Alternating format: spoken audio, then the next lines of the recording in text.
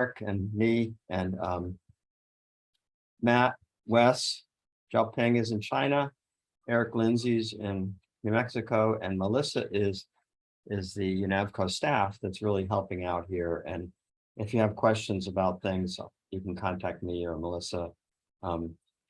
Things related to, I think that you're able to get some university credits for this if you signed up, and that's through the University of Montana, I believe. Maybe Bex will talk about this in a minute.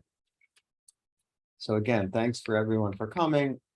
Let's share my screen here. I'll talk a little bit about the objectives of this course. There's a lot going on in radar interferometry, and we can't cover everything in 2 days. So here are the main objectives, just to understand some of the basic physical principles of SAR and INSAR. Another objective is to run GMT, generic mapping tools, and Gmtsar on your own computer. Actually, if you did this over the cloud, that'll be just fine. But everyone should have a way of doing this. The simplest thing we'll do with INSAR is to perform 2-pass processing on your own computer. Just take a pair of SAR images and make an interferogram.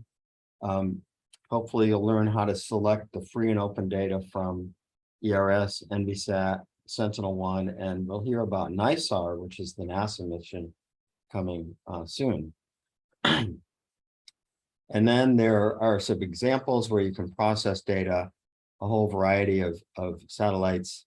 And these are mainly the open data sets that are accessible freely. And then finally, if you're really advanced and want to do some time series, we have the tools and people here to help you do that. Okay, we've been doing this INSAR workshop, Gmtsar workshop, for quite a while, more than 10 years. Started quite small. Here you can see some of the instructors here in the photo. And then we moved and became sponsored by Navco, and of course that was really helpful because it organized all the travel and got everyone together. And this is at the Navco building in Boulder. And we did this for a number of years. It was really nice to go out to Boulder and actually see the students and meet them in person. Of course, we don't do that now. Then we moved it all to Scripps here. It was convenient for us, but also there was a good housing thing at UCSD in the summers, and that worked out. And it's near the beach, people like that. Another one at Scripps. We did have a Gmtsar short course in Beijing. I really enjoyed that. Eric Jawa helped me get around there, and these are the students that we met.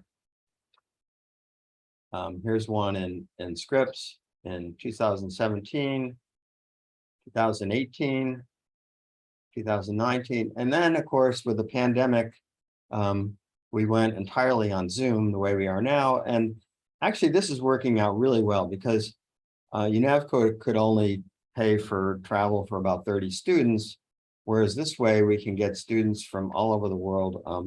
And we have these volunteer instructors that you saw, and that's helpful because we can go into smaller groups. Here's last year. And oh yeah, just a little bit about the Navco Code of Conduct. You can read this, but basically you just want to be respectful and considerate of your colleagues out there. You know, we have people from all over the world with different backgrounds, different time zones, and maybe the most importantly, different skill levels. Some people, Unix is brand new, and they might ask, you know, basic questions, you know, how do you list a directory, that kind of thing, whereas other people might be very advanced. And so just be considerate of your colleagues. If you want to ask a question, you should do it in the Slack, and everyone can see it and help answer the questions. And then also the chat, I'll be looking at the chat, and you can also ask a question raise your hand and you'll unmute yourself and just ask a question. We'd like to have discussion, especially when we get into the technical things that are a little bit complicated. Okay, so next up we have Rebecca Bendick, and Rebecca is the president of Unavco.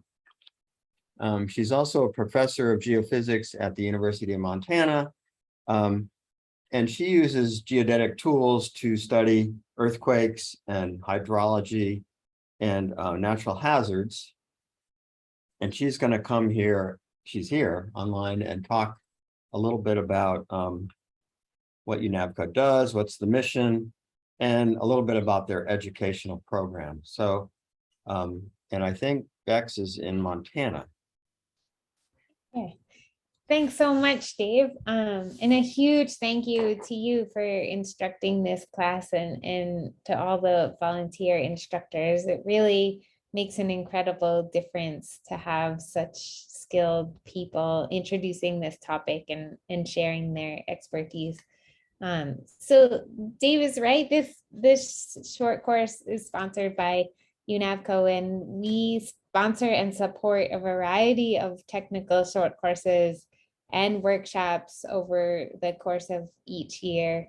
And this is one of the most critical aspects of our mission, because kind of the philosophy that underlies Unavco is the belief that everyone should have full access to state-of-the-art.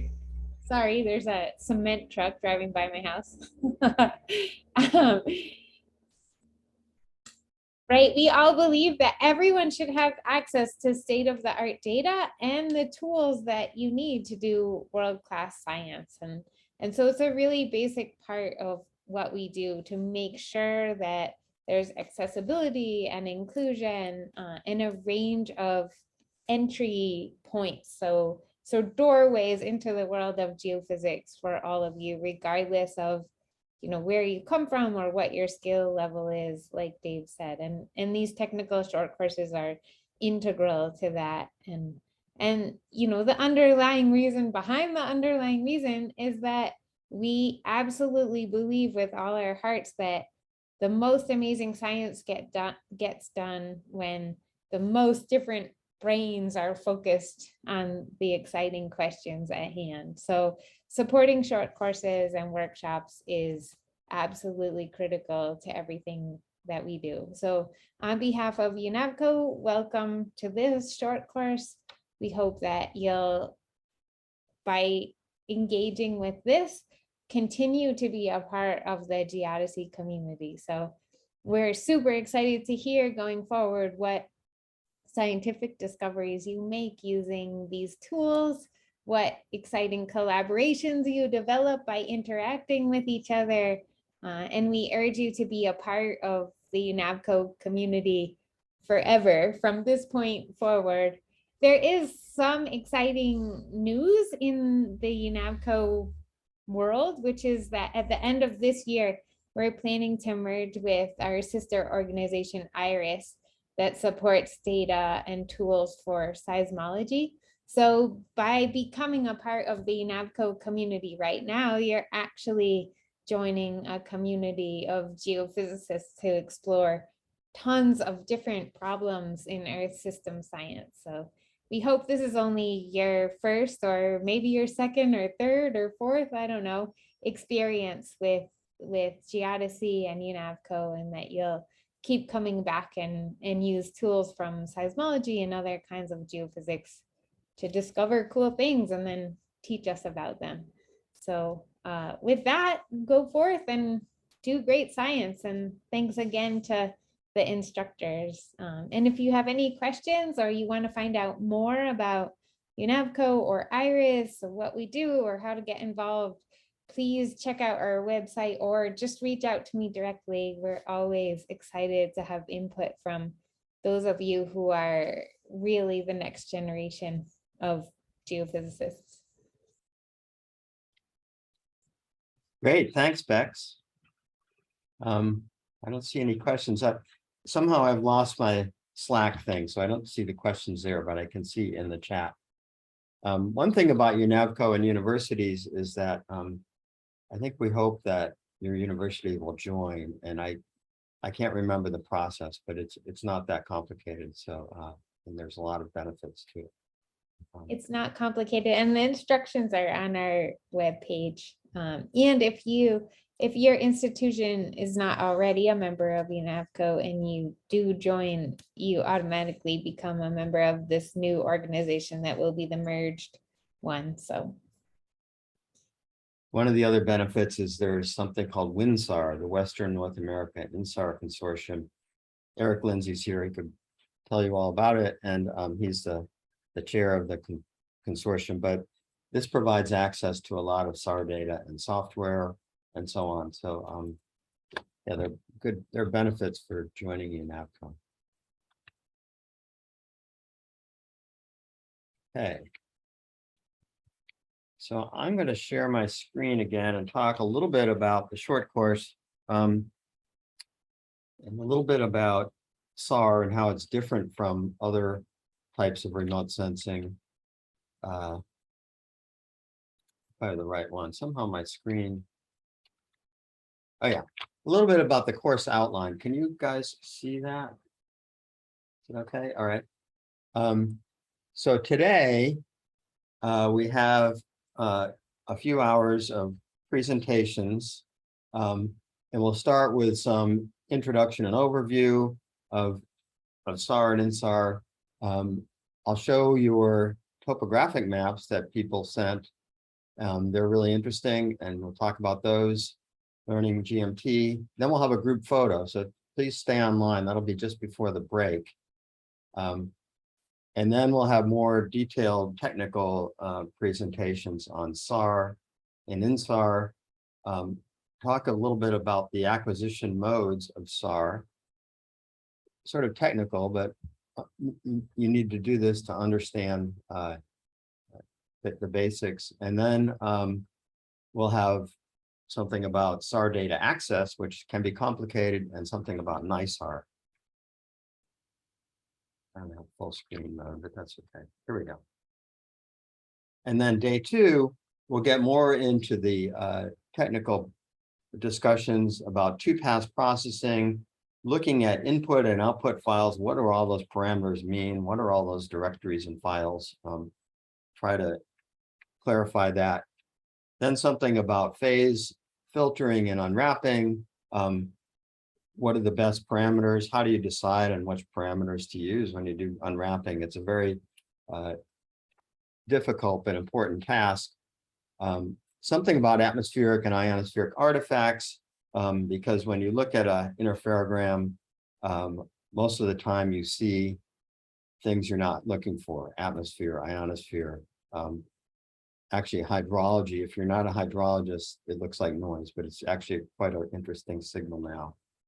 And then a little bit about batch processing, corrections, and time series. Really, this is sort of the cutting edge.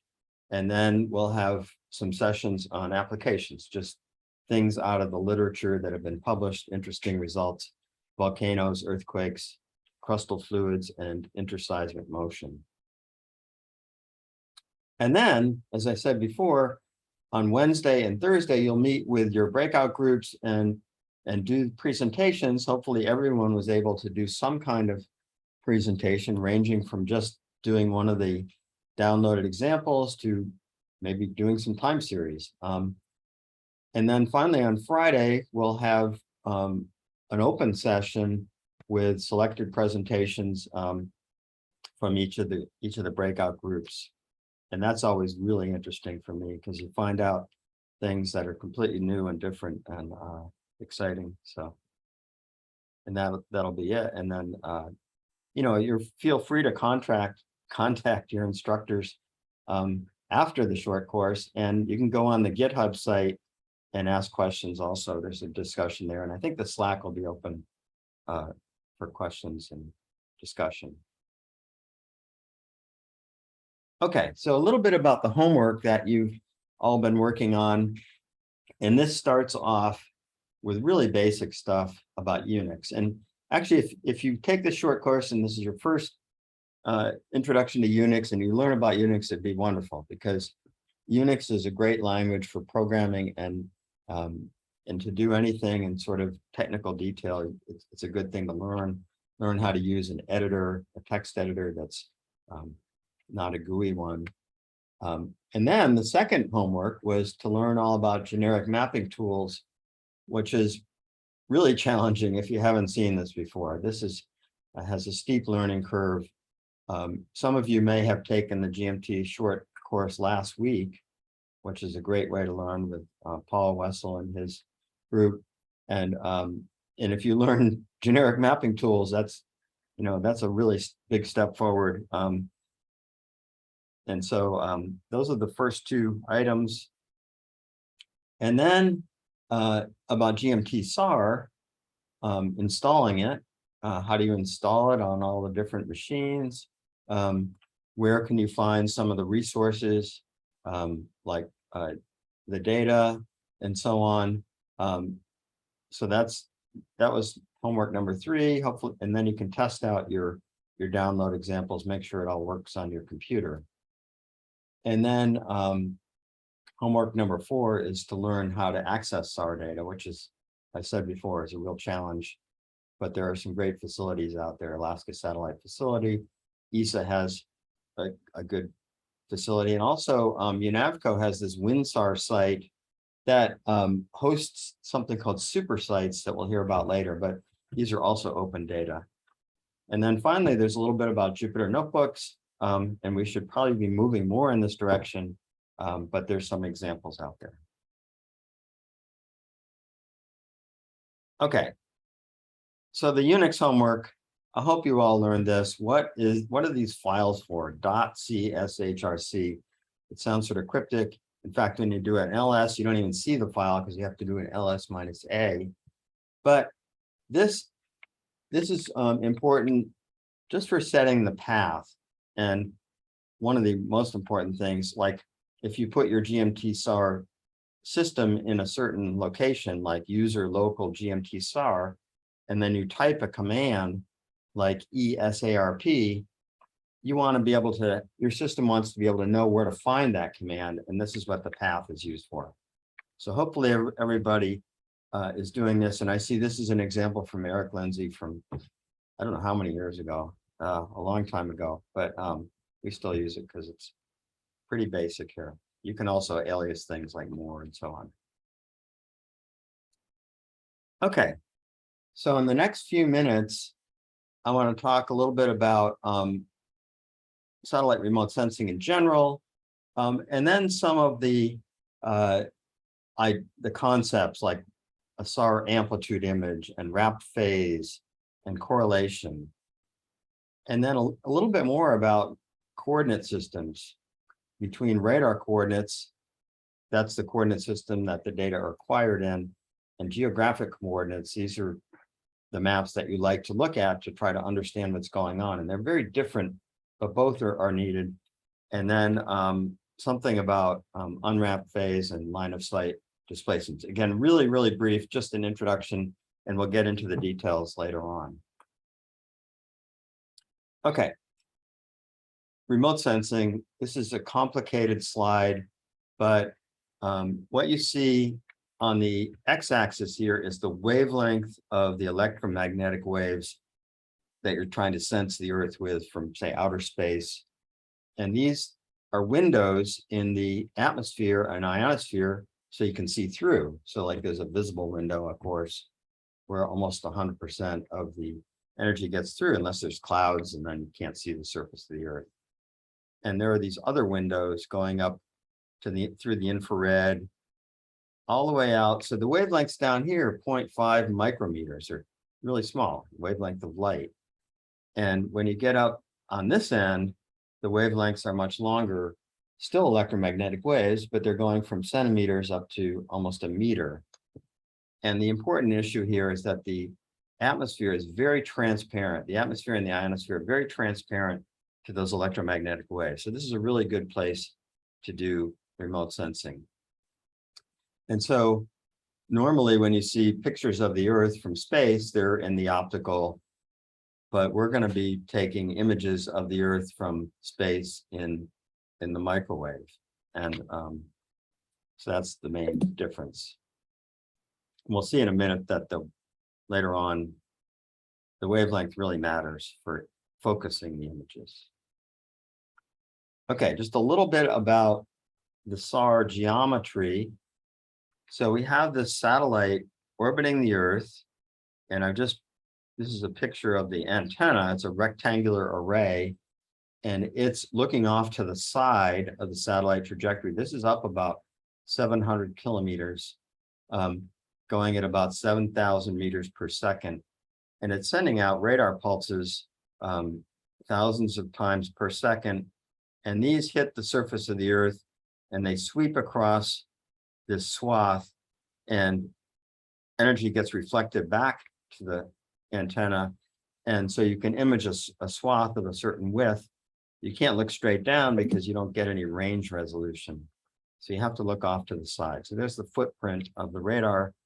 And the important thing for discussion is that there are two coordinates that are natural to this system. There's the range. That's the distance between the satellite and a point reflector on the ground. It could be in the near range or the far range. So that's a range coordinate, because when the data come back, they're sorted in range. And then there's an azimuth coordinate, and this is basically the time along the satellite trajectory. You get one new row of data for every pulse in azimuth. And this is the basic coordinate system, but it's a little complicated. Let me go right to here. So when you collect SAR data, remember it's an active system, there are three basic things you can collect. You can look at the backscatter. So here's the azimuth direction, there's the range direction. These images are now in geographic coordinates to make them look easier to look at. And this is a place near the US-Mexico border. And this is a radar backscatter image. So bright means a lot of energy gets backscattered to the radar, and dark means it reflects off the Earth and goes out into space. And bright usually means the surface is rougher relative to the wavelength of the radar, 56 millimeters. So you can see boulders and houses and things that are larger than 56 millimeters, they're bright. And things that are dark are smooth usually. There are other things that affect the amplitude, but it's really the roughness. And then, but we're mainly interested in the phase. That's the travel time between the satellite and the ground. And we only can measure the phase with modulo 2 pi of the wavelength. So you get these interferograms. This is an earthquake in, I guess this is the El Mayor Cucapa earthquake, yeah. And you get 28 millimeters per displacement away from the satellite. That's the range. And then there's a third thing you can measure is the correlation. How well correlated are the images before and after the acquisition?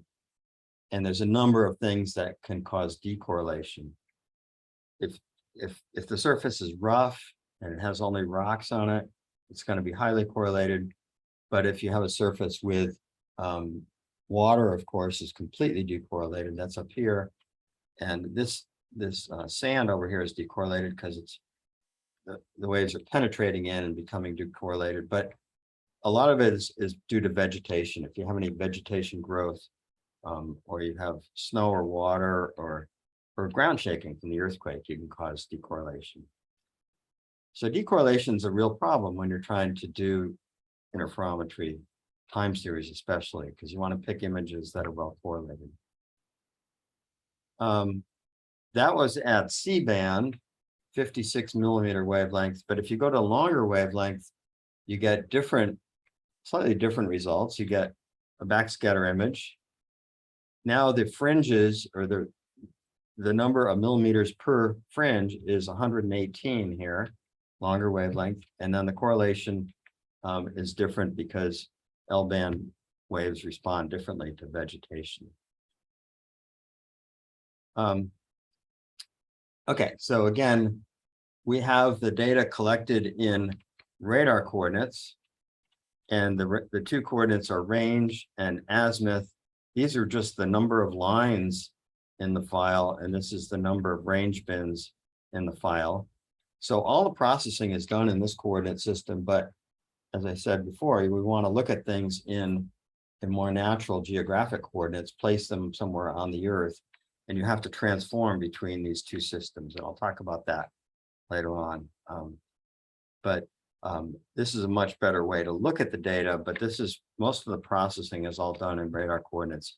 Time series, everything is usually done in radar coordinates. It doesn't have to be, but it's most precise in radar coordinates.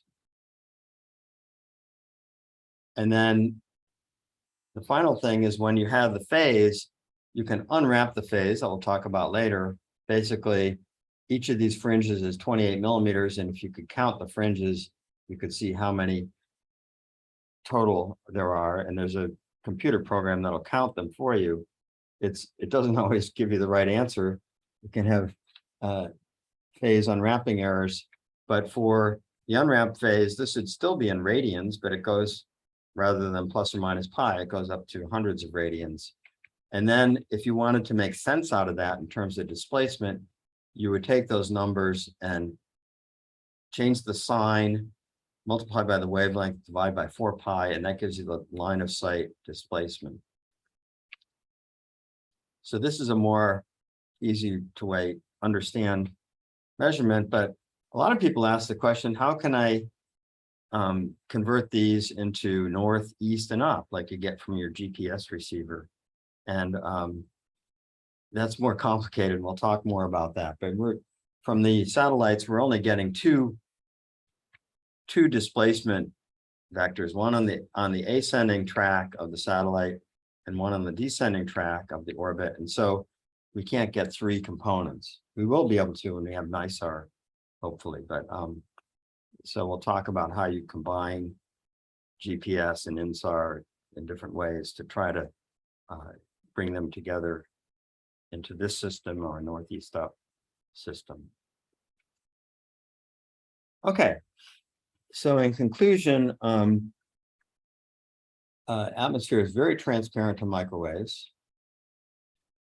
The SAR amplitude image, which we mainly don't look at here, but a lot of people do, depends mainly on the roughness and the slope of the surface relative to the look direction, and sometimes the dielectric constant of the surface. The phase, I skipped that slide, but the phase depends on deformation, surface deformation, but it also depends on topography. If we have a non-zero interferometric baseline, then you start to see the topography, and you could either want to look at topography or try to remove it. And we'll be mostly removing it. So that's why we're making these topographic maps, learn how to get the topography. And then the products include wrapped phase, coherence, and line of sight displacement, the main products. And most of this processing is done in radar coordinates, and then you transform into geographic coordinates later on. So I'm going to stop sharing, maybe take some questions. You know, I've lost my Slack thing here. So if anybody sees a question in the Slack, wants to answer it.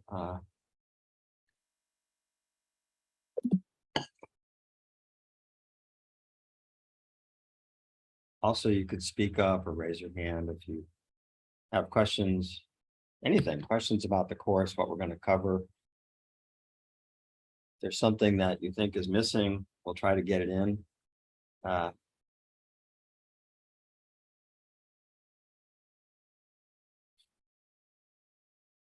Okay, so what I'm going to show next are your topography maps that you sent. Hey, David. Yes. Sorry, there is one message in the chat right now. Okay. It says, why do you need to flip the sign when converting to LOS? Oh, wow, that's a great question. Only because, okay, the raw measurement is the range from the satellite to the ground. So if the ground moves up, the range is decreasing. So it's negative. So people like to think, well, they like to do things in the ground coordinate system. So up would be positive. So it's a convention. You don't have to change the range, but people do that. I mean, maybe some of the other instructors have answers. Oh, here's another one. Didn't quite get the difference between geographic coordinates and the SAR coordinates. Yeah, that's what I'm gonna talk about right now. That's another great question, because you look at your image and it's upside down and backwards, and it doesn't make any sense, but you have to just sort of process in that coordinate system. Then you come back into the geographic, but we'll talk a lot about that. And what do the ascending and descending passes mean? Going northwards and southwards, exactly. So in a few minutes after the break, we'll talk about satellite orbits. And the satellites orbit, it's called a polar orbit, but they don't go directly over the North Pole. They go inclined a little bit. So you get one pass that goes from south to north. It's usually from southeast to northwest, and that's the ascending pass. And then you get another one from northeast to southwest. That's the descending pass. And so they provide two look directions. It's like a basic fundamental thing of orbits, and that's all we get. We only get two. So we'd like to have 3 or 4. Actually, with NISAR, we might get some more.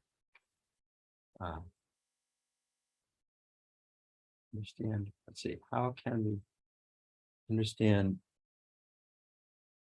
Oh, yeah. I guess we're back to the line of sight displacement. And basically, if the phase is increasing in your interferogram, it means the range is increasing. And if you went back many years and you were writing new software, you would really want to test this out to make sure you had the sign right. And so you can look at things like that are known to go up and down and calibrate it. Oh, what's the size of the image that a satellite can get? I assume it's maximum at sea level. So the size of the image is going to depend a lot on the radar. And we'll talk about this later, because there's swath strip map mode, which only gives you about a 70-kilometer wide swath. But you might want a swath that goes 300 kilometers wide. And that is done with all kinds of interesting technologies, ScanSAR and SweepSAR. Yeah, we'll get into that. These are great questions.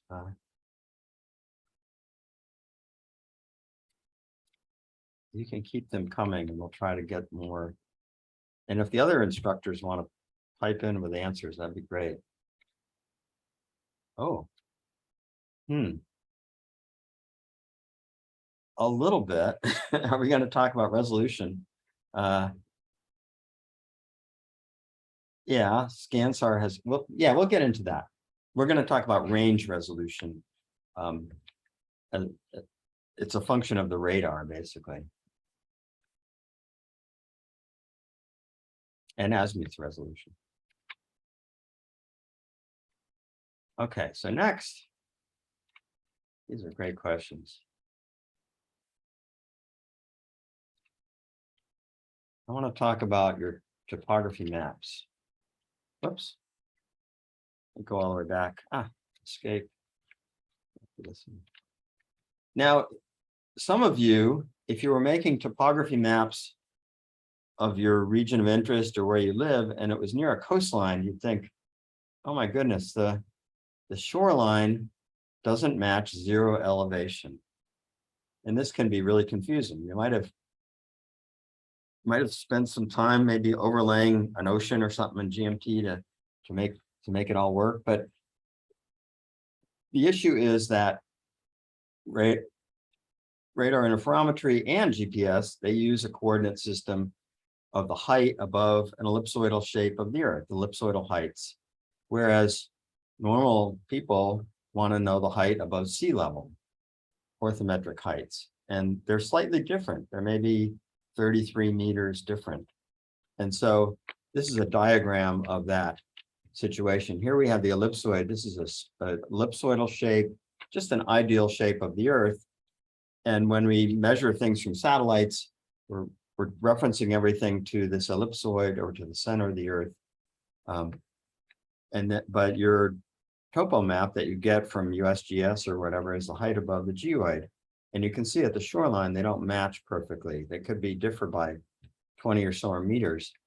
And so the DEM generation page that you went to returned the ellipsoidal height because that's what we needed for INSAR. But it also returned another file called ortho.grd. That was the orthometric height. So it probably depends on your map, probably depends on which one you selected. So this is a little complication, but it's sort of important to understand.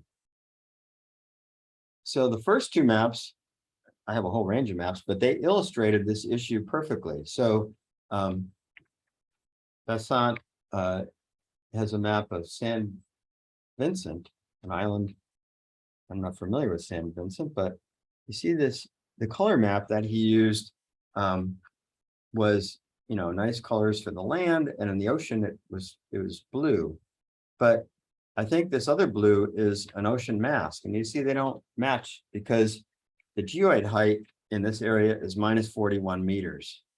So if he had used the ortho.grd file, which I didn't recommend to use, these would match perfectly. So this is that's the issue there. Also in New Orleans here, this is a great map, which has the relief bar here, and everything's negative.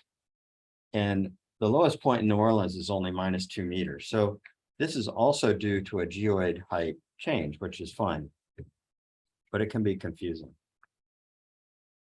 Okay, well, then we have lots of other really great maps. Some people, you know, everyone used a different color bar. GMT has lots of color bars and different parts of the world. This is the SRTM 1 arc second over Tuscany.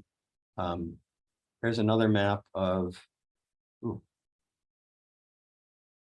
is this 80? No. Maybe someone could tell me. Oh, 25 degrees east. Somewhere in the Mediterranean? Maybe Crete. Crete. I think it was Crete. It had the label. Yeah. So we have maps from all over the world. It's great. This one is, I'm not going to go through all of them, but they all use different color maps. There's Norway, Calgary, Cascadia. There were a number of people working in Cascadia area. Tierra del Fuego. It's a nice map. Sydney. I tried to put the person's name, but I think I got the name of the location here. There must be a place called Sydney near Vancouver, I guess. British Columbia. This is somewhere in South America from Rodrigo. A nice volcano here. Not sure exactly where it is. Beautiful volcano. We'll talk about doing INSAR over volcanoes because they're a special case, especially the atmosphere can be a problem. And here's a map of, I don't know my geography perfectly well, but a nice map. Sierra Nevada. May I interject? Yes. I have a question. I've been trying to change my map, so I just ended up with the contours. Yes. I ended up with the contours, and now I can't change it because I keep getting the same error message back, and it says grid sample GMTAPI export grid error found. I don't know if that's the system or if I'm doing something wrong. That's a great question. Maybe put that one in the Slack or the chat, and I'm going to show an example of something I took from the GMT site on how to make a map, and you could try that. It could be your file is corrupted or something. Yeah, put it in the Slack. Okay, thank you. Thanks. Here's two more maps. Portugal. Map in China or Vietnam, Turkey, North Anatolian Fault, Mediterranean. This one I think is in the US somewhere. so on. Ensenada, Finger Lakes must be in Cornell. Here's a nice map illustrating that the topography on the left, and then a shaded relief map with faults and earthquake focal mechanisms, and also a nice inset map here, which you can do with GMT. Making a maps like these is a real challenge, but once you get an example from somebody, you can just sort of modify it and do your own thing. So that's how I get through these GMTs. Ann Arbor, Luxembourg. This is in Saudi Arabia, Middle East. Okay. So when you made the map, you could go anywhere and get a topographic map and use it in Gmtsar. This is just a convenient way of doing it, because if you go to this site, it will make that geoid height correction for you. Otherwise, you'll usually get the DEM above the geoid, and that's not exactly what you want. You'll come up with some small errors if you do that. So you need to correct for the geoid. And then later on, we'll hear about what's in all these directories. But if you went to the topo directory and looked at the files, you'd see this file dem.grd. That's the one we've been using to make the maps, and it comes out of this website. And then you're going to see some things like topora.grd. That's the topography mapped into range azimuth coordinates, and that's going to be required for the interferometry. And to go between the two coordinates, the lat long and the radar coordinates, there's a file called trans.dat that's generated from the satellite orbit and your DEM. And this is used in a lot of places in Gmtsar, and it's linked sometimes with a link. This is the Unix link up here example. So this file, if you're missing that file, sometimes things won't work. And then related to that question a minute ago, here's something I copied from the GMT site on how to make a basic map. And I'll show you these two maps. They aren't especially good. They're just basic, but it uses the new GMT protocol. So back to these coordinate systems. When you download your DEM, it'll come in lat long coordinates. Here, you made your nice map, dem.grd, and then when you run Gmtsar, it'll project it into the radar coordinates, range and azimuth, and range will be this way and azimuth will be that way. So you see it's sort of turned, like more than 180 degrees. If this was a ascending pass, it would also be flipped left, right, or something. I don't, it's hard to look at these here, but it's required for the processing. Okay.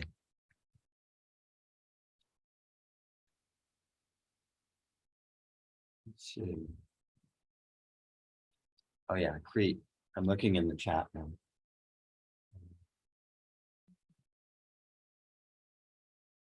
Are there any more questions? I think. Is the file to transform the coordinates the same every time? It's the same for whatever you select as the master orbit. It's the same for that orbit. So if you're doing a large stack of SAR data to do time series, you just have to do this once for the master. You just select one of them and say that's the master. And but for each pair, you just need one. Is this folder accessible from the GitHub link? So when you install Gmtsar, you'll have some basic folders. You have to set up some folders, and one is called the raw, where the raw data lives, and one is called topo, where the DEM lives. And those are sort of the basic things that you need, but it's not, you have to make those folders yourself. Can we see the list of file names that should come with the DEM? Download again. Okay. it comes in a tar file. A tar file is like a zip file. It's just packed. And it has a file called dem.grd. I don't have an example here. And it has a file called ortho.grd. That's the orthometric height. And if you use that to make your image, you wouldn't have that shoreline issue. And then it also has a KML file that is easy to view in Google Earth, a shaded relief, and you can put that on your map. And one thing that you should always check is when you do your interferometry, the DEM has to be greater in aerial coverage than your SAR image. So if you're looking at Sentinel data, there's a preview. You can overlay those two in Google Earth and make sure that it's complete coverage. Otherwise, you're going to get like a cliff in your interferogram, or it'll look strange. So if you see a straight line cliff in your interferogram, it's an indication that your DEM wasn't big enough. Oh yeah, this is another good question. What happens when a DEM and the SAR images are a different spatial resolution? Yep, they're never going to be the same resolution. So there's two questions here. One is a programming thing, and in the conversion from geographic to radar coordinates, the DEM gets upsampled to the same resolution as the SAR image, or maybe some factor resolution. But if you had a really super high resolution SAR system, you might have to get a better DEM because it wouldn't capture all the details. So you might have to get a LiDAR DEM or whatever. So, but when you run Gmtsar, it'll take care of this for you. As long as your DEM covers the completely covers the SAR image. What's the use of the geoid height? Because mostly are calculating the heights with respect to the ellipsoid. Yeah, okay. If you download a DEM, say from Open Topo, that's a Navco thing, it's going to be the height above the geoid. It's not going to be the height above the ellipsoid. They might have a converter. I don't know. I don't remember. And so you need to then have a geoid height grid that would do the conversion. It's really simple. You can see it, what's being done in one of the scripts in Gmtsar, and the geoid is very smooth. So it might just be like almost a constant in their image calculating. Are there any high resolution SAR image repositories online, open source? Yeah.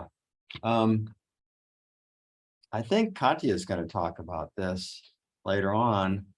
Unavco has some already processed SAR imagery interferograms available. I know JPL has Aria project that provides higher level products. So in the future, hopefully none of us will have to run Gmtsar from basic raw data at some point. We'll just get processed data and make our time series the way people do with GPS data. Not everyone starts with the raw Rhinex files. You don't need to do that anymore. You can go to Unavco and get the time series and trust that it's being done properly. And so maybe we're hoping that the Gmtsar, all this processing will go away eventually.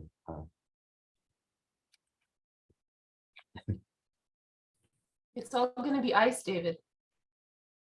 It's what? It's all going to be ice. That's Figure it right. out. The ice processing will do it, right? Yeah.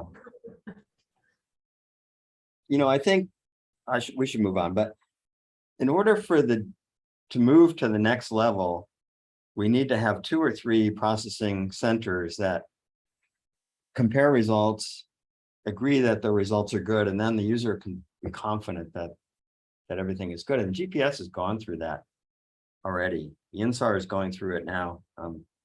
Actually, Katya leads a group that compares results every Thursday, right?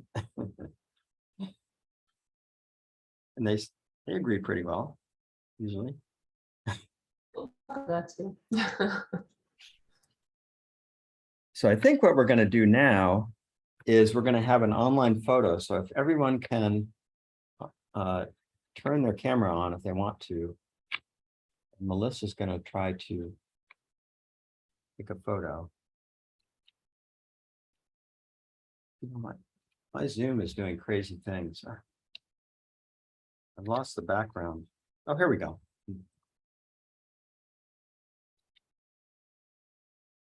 So Melissa, how do we set up this imaging thing? You do it on your end?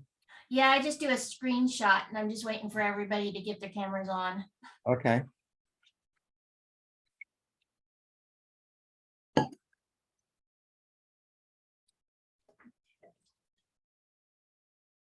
And I'm gonna do, there's a couple of pages, so I'm gonna count to 3 twice.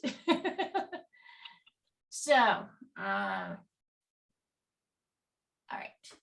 So 1, 2, whoops, lost the screenshot screen again. Hold on. Okay, do this again. 1, 2, 3, smile. Okay. Melissa, you have to be in the picture too. No. Okay. All right. And I'm gonna do it one more time.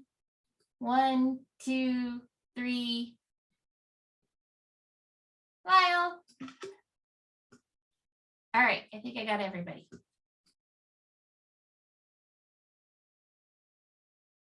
Great.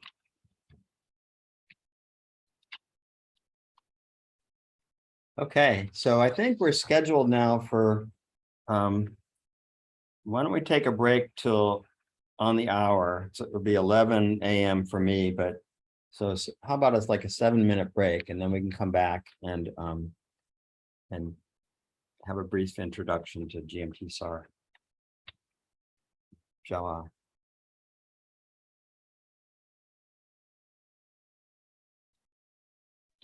Yeah, sounds good.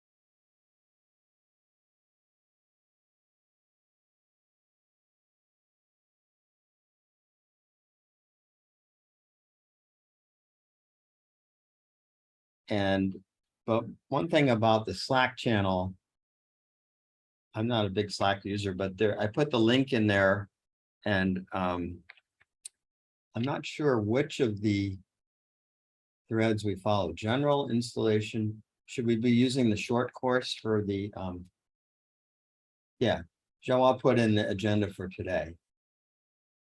Okay, now I have the Slack channel up. Oh yeah, there's a lot of good information there. And if you can't get onto the Slack channel, I think Melissa set it up so everyone can get on that's signed up. So Yes, I did. okay, great. So why don't we continue? Jawa, Eric is going to give an introduction to Gmtsar.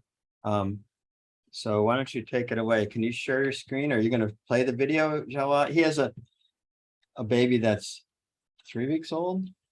He's a little worried about the sound, but Yeah, please play the video. okay. It's much safer. Video. That way. He's worried about the baby crying. So Okay, give me a minute here. Where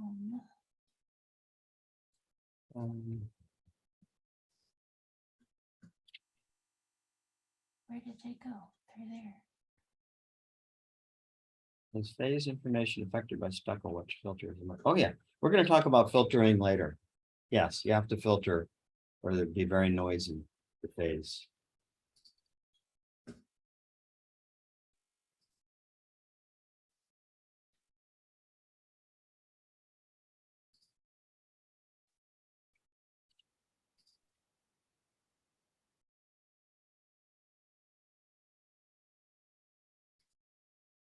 Okay, remind me, which one are we doing again? The installations? A brief introduction to Gmtsar. There's two, I think. Yeah, I got installations and then there's one that's blank. Let me send you the link one more time. Yeah. Sorry.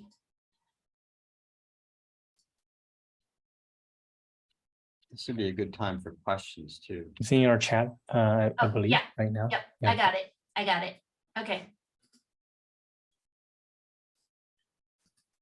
And it's set to HTML. from UT Austin.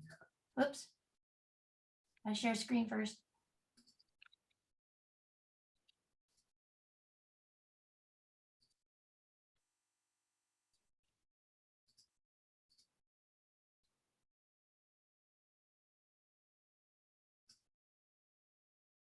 Oops, that's not what I want. There we go.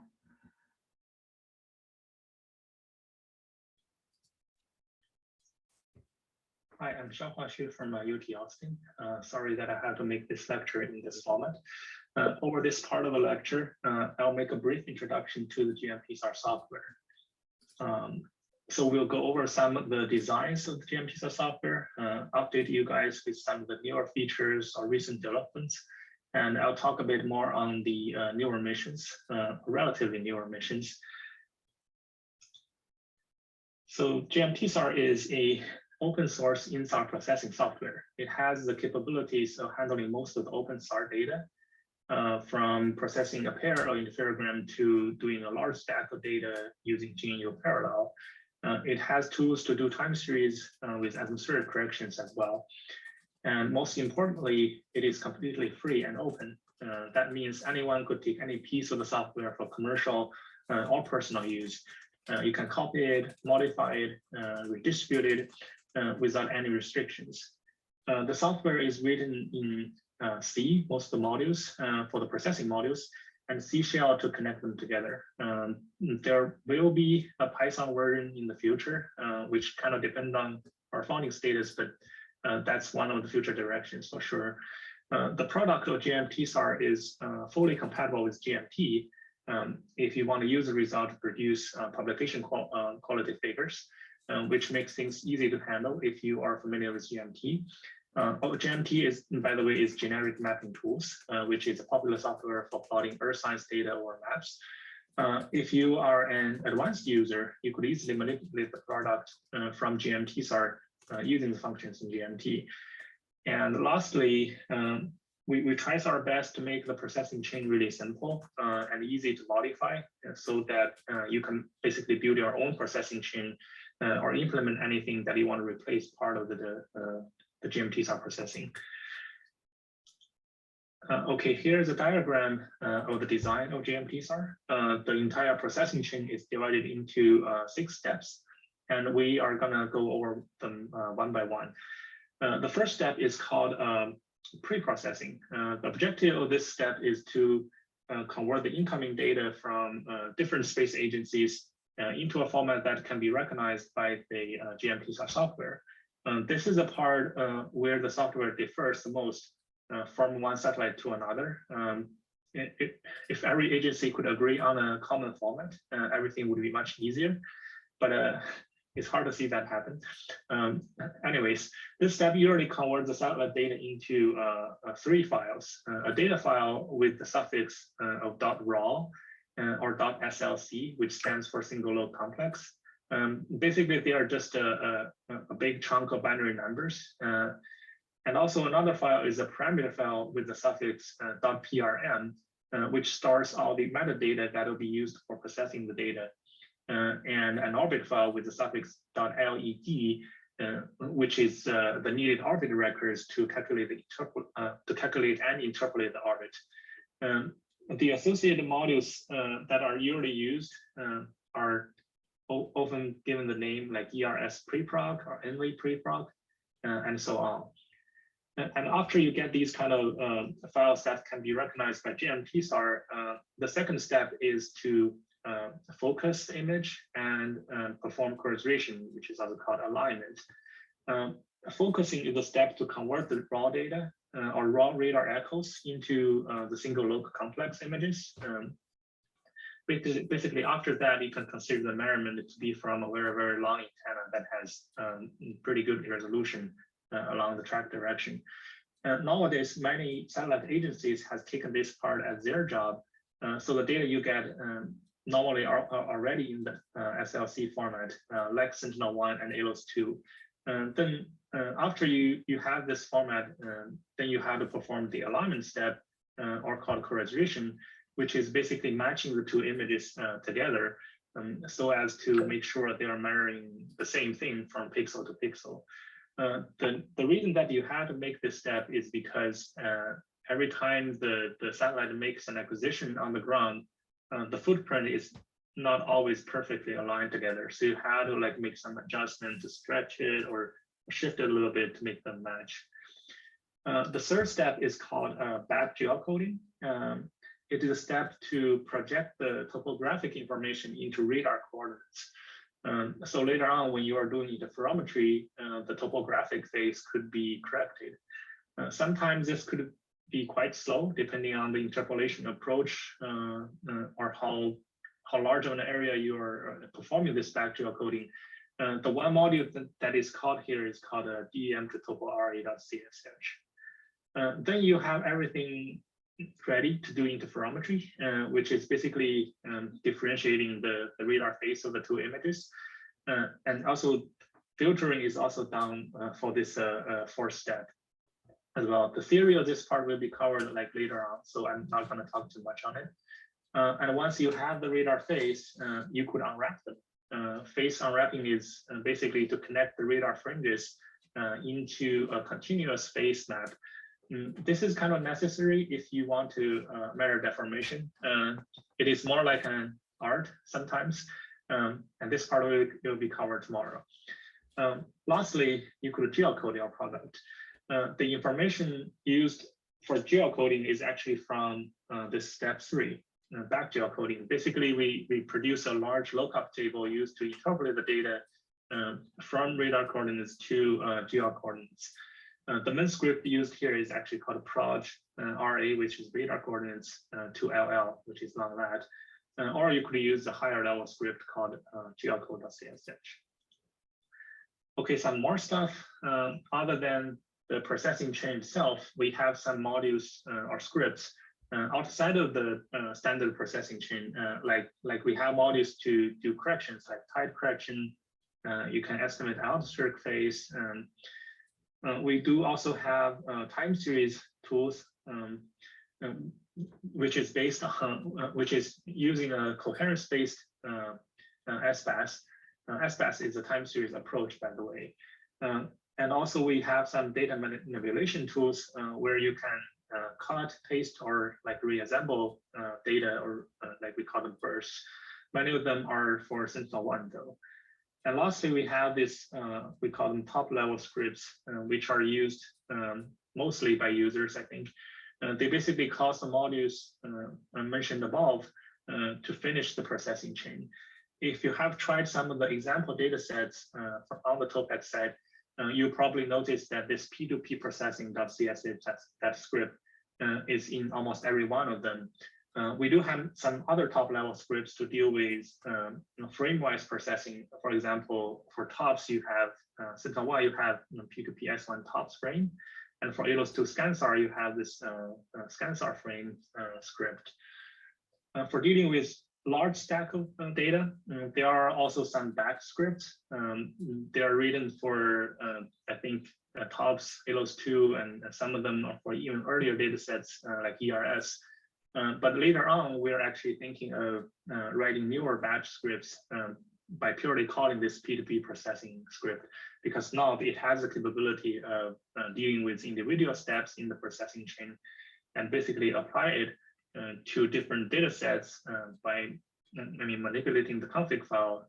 This is sort of the design that we want users to do later on. So this is actually the core script right now.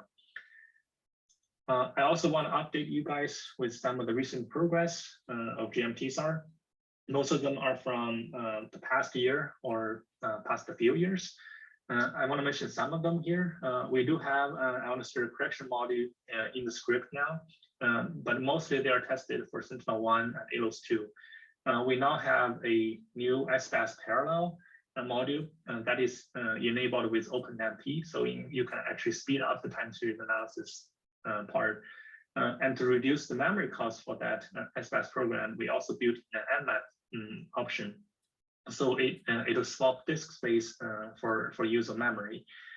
Now we also have modules to do geocoded SLC, and we added a bunch of scripts to do in-Sar GNSS integration as well. We also added a phase gradient option, so now anyone could just turn it on and get phase gradient estimates. It is useful for detecting very small changes. We added more preprocessors like for GF3 data, and also automated orbit downloading script is also available. We also added a new interpolation approach for doing back geocoding. This is fast, but requires GMT 6.4, and it's not fully tested with time series yet. We do welcome feedbacks, of course. I guess the overall idea for this slide is that we want to let you know that we are actively developing this software, and any kind of help is really appreciated because we are kind of a small team. And if you want to contribute, don't hesitate to open an issue page on the GitHub to like request a new feature, report a problem, or help us build a new feature into the distribution. Here are some examples of the Ionosphere correction module in Gmtsar. They are for ALOS-1 on top right over here, and ALOS-2 and Sentinel-1. These are example data sets on the Topac side. Feel free to play with them. But I do want to warn you guys that this filtering part of the Ionosphere phase estimate is kind of slow. That might be probably going to be our next target to make it run faster. Okay, I want to talk a little bit more on the new missions or newer missions. So ALOS-2 is an L-band mission from the Japanese Aerospace and Exploration Agency.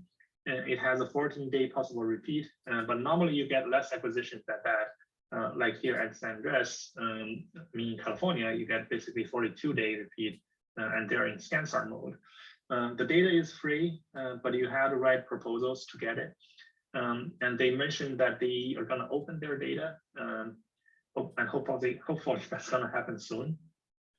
Sentinel-1 is a C-band twin satellite system that has 6-day repeat possible, I think. Most of its acquisitions are in this TOPS mode.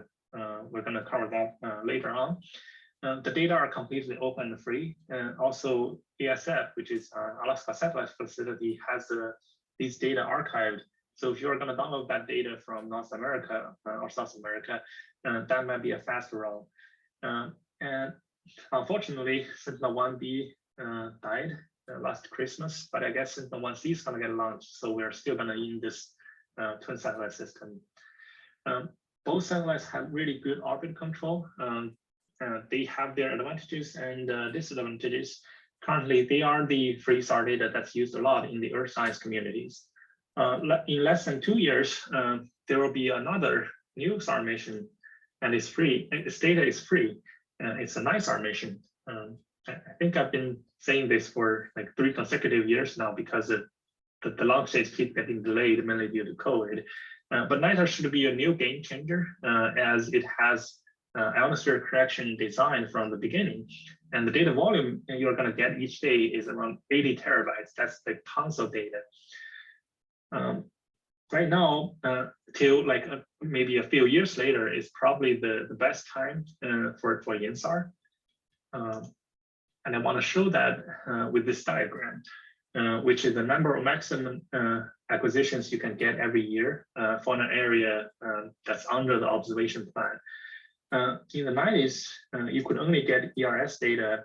That's when David started to work with INSAR. I myself started a little bit late during the time that when Landsat and ALOS-1 are dead, where ALOS-2 and Sentinel-1 hasn't got launched.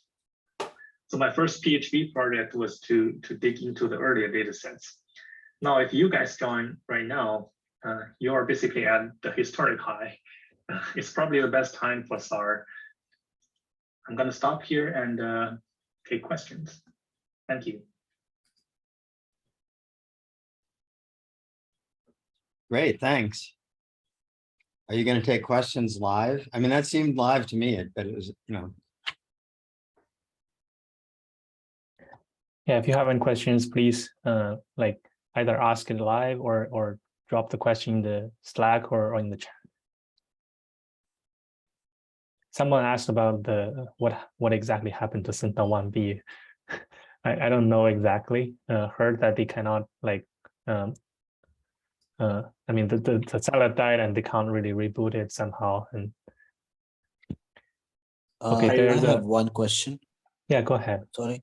Yeah. So from what I've seen, both the Sentinel data sets and the ALOS data sets for the SAR images are at a maximum of 10 to 12.5 meters per pixel. So you were saying that the high resolution SAR is going to come up, which can give us 80 terabytes per day. So how do we process such huge data sets and on such a software like GMT? I mean, are you planning to expand GMT, or GMT can handle such data sets, such high resolution data sets? That's a very good question. Actually, we share the same concern, especially like when you think about it, that's almost like 5 or 6 times more than Sentinel-1. From what I heard, like our people asked at the NASA town hall meeting, I think they are suggesting that we move the computation to the cloud, where your data is kind of, I mean, your software kind of near to the data. So in other words, you don't have to spend too much time downloading the data to your local machines and get it processed. But I myself do have some concerns, like what's going to happen to like smaller users like us. Are we able to have access to the cloud?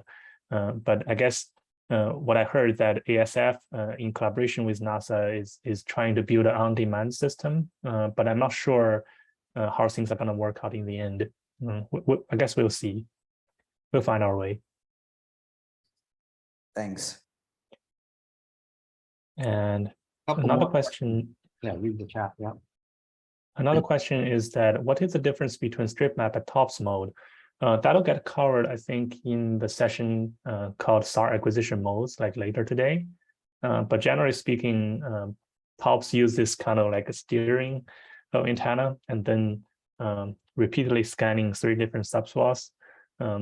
Yeah, it'll get explained later on. Another question is it possible to calculate PS INSAR time series using Gmtsar? We don't have the PS selection tool because I guess that's most people just process it to the co-register SLC level and then use stamps to select the position scatters. If you want to continue using Gmtsar after that, you can always convert things back to the NetCDF format and then use the later tools to do either interferometry or phase unwrapping and so on, and time series, of course. But currently, we only have one module that's called p-scatter that calculates the dispersion coefficient, but that's not really PS selection. I think the selection algorithm is a little bit more complicated than directly using that number. Another question is, can you please guide us with some tips to write a proposal? Wow. I guess you meant for ALOS-2 data, right? Every time we were at the PI meeting, I guess they keep telling us that ALOS-4 or ALOS-2 data are going to get processed and distributed to like users freely.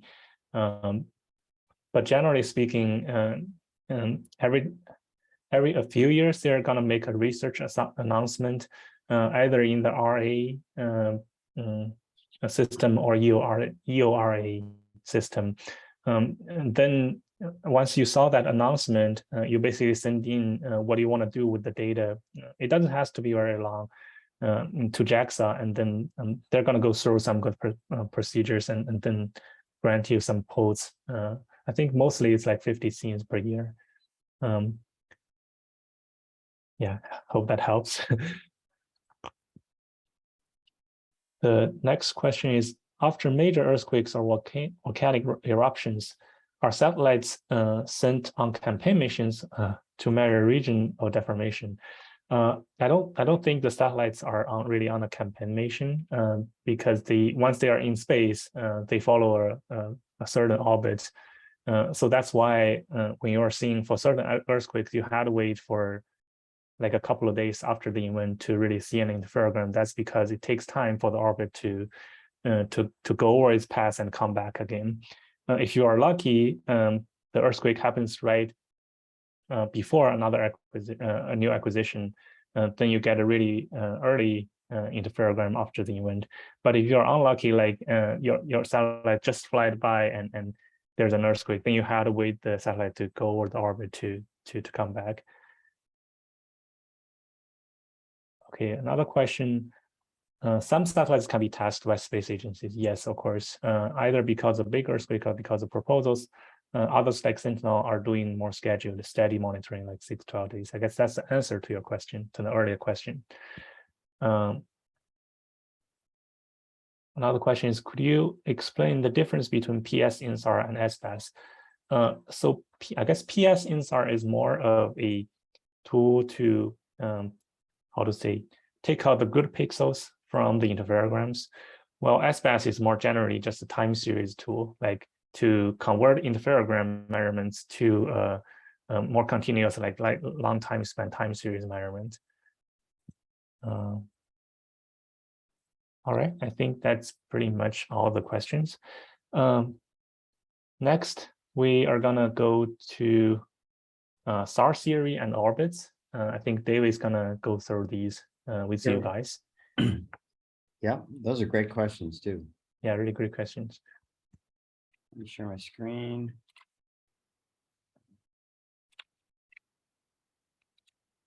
We're going to have a couple lectures, 3 lectures on sort of the theory part. And I think you can see this. In the Gmtsar downloads area, there's a document. It's a little old, needs to be updated. But in the appendices of this document, there's some theory that, and we're going to go over some of that. So the main part just talks about Gmtsar and different types of processing, which is good to look at. But the appendices talk about, the first appendix is principles of synthetic aperture radar, and I'm going to go over that a little bit, really briefly talk about orbits. And then Eric Lindsay, I think we're going to skip Appendix B because, as Jawa said, a lot of the new data come as single look complex images, so you don't need to you don't need to make the SLCs yourself. But then Eric Lindsay will talk about INSAR, which is really what we're doing here, and a little bit about the theory. And then we'll talk a little bit about the different modes of SAR data acquisition, including strip mode and ScanSAR and TOPS and sweep SAR from NISAR. So if you really want to get into this, there's some homework problems at the end of each one of these appendices, and some of them are more difficult than others, but I have the solutions available and I'll send them to you. John DeSanto did all the examples. We did a really nice job. So if you're interested, you can do the homework and look at the solutions. Okay, so here's the basic diagram that we showed before. And we have this rectangular antenna out in space. And I'll try to explain why it's long in this direction and shorter in that direction. It's about 10 meters long. Why does it have to be 10 meters? That's a pretty big antenna. We'll talk about that. It's only about 1 or 2 meters wide, and it's sending out thousands of pulses per second. And we'll talk about how often you can pulse. There's a limitation to the pulse repetition frequency because you just have to wait for the pulse to sweep across the surface of the Earth and come back before you can send out another one. And this is a fundamental limitation that that limits the size of the swath, and then you can start doing things like Scansar. So we'll get into that here. Again, here's the range and azimuth coordinates that are natural to the radar. Okay, so a little bit of physics. When you can think of this SAR antenna as being this gap in this wall between the two red lines, and you have these coherent waves. This could be ocean waves or any kind of electromagnetic waves, and they can get through the wall here. And just because of the basic physics here, the energy is, of course, projected onto a screen far away. So this would be the satellite in orbit, and this is the surface of the Earth. Think of that, and maybe 800 kilometers away.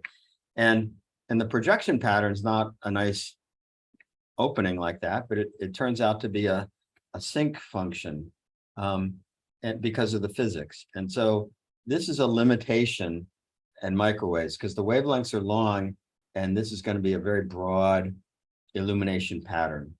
And we'll see for light waves, you can have a smaller opening, but for microwaves, you need to have a bigger opening to focus the image. And if you want to go through the math, you just you calculate the distance and the difference in the distance between a point OP and a point AP. And of course, OP is a little bit longer, you know, might be longer by a few wavelengths. And you sum these coherently at P for all the different angles and come up with the projection pattern of this on the screen. And when you go through that little bit of math, you'll find that this projection pattern, this is a function of the off perpendicular angle. The projection pattern is a sync function. It's a sine x over x function, and it has a certain width to it. And the width of that peak of the projection pattern, the sine of the theta of that width is lambda over L. Lambda is the wavelength of the illumination. It could be optical, it could be microwave, and L is the length of the aperture. So to make this peak narrower, you can do two things. You can increase the size of your aperture, or you could decrease the wavelength of your illumination. And so if we take some examples here, let's say we have an optical telescope out in space taking pictures of the Earth, and it's at an altitude of 800 kilometers. And we want to calculate what's the resolution of that system. Can we resolve a car or a house or a cow or whatever? How small can we resolve? The resolution is going to be 2 times the height, because there's one on each side, times sine theta r. There's theta r. Actually, it could be a tangent, but they're small angles, so sine and tangent are similar. And that's going to be equal to 2h lambda over L. Very simple back of the envelope calculations. So we go through an optical system. If it had a 1 meter diameter or length aperture telescope, a wavelength of 0.5 micrometers, very short wavelength, the resolution on the ground is better than a meter. Great. You could resolve a car easily from space with a 1 meter telescope. However, if you go to the microwave, where the wavelength's much longer, like this is L band, that's 0.23 meters. It's, you know, almost 1 million times longer than the light wavelengths. And you make an aperture that's pretty big, 10 meters, you still get terrible resolution, 46 kilometers. You're not going to be able to see a car. You're not going to be able to see anything hardly. It's going to be a big blur. So we need to somehow focus the image and make it a nice radar image. And there's 2 parts to the focusing. Oh, if you to back up a little bit, if you have a two-dimensional aperture out in space, and it's a rectangular antenna here with length W and width, length L and width W, it's going to project a pattern on the ground that has a zero crossing that's an ellipse. And this sort of shows the projection pattern of the swath from this radar. This should have been a rectangular antenna. And these are each of the pulses. So, and this turns out to be about 70 kilometers for an 800 kilometer high radar. We'll talk about what limits that to 70 kilometers. But so this is what's being projected from a two-dimensional antenna. And so we want to focus that in two ways. First, we're going to focus it in the range direction. That's this way. And then we're going to focus it in the azimuth direction. Two different ways of focusing the image. Okay.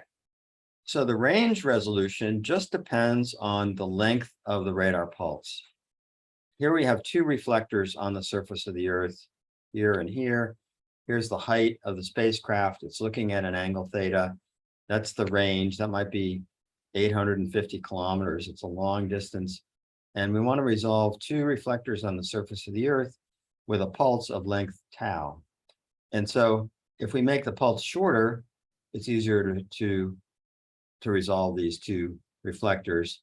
And there's a bit of geometry in here.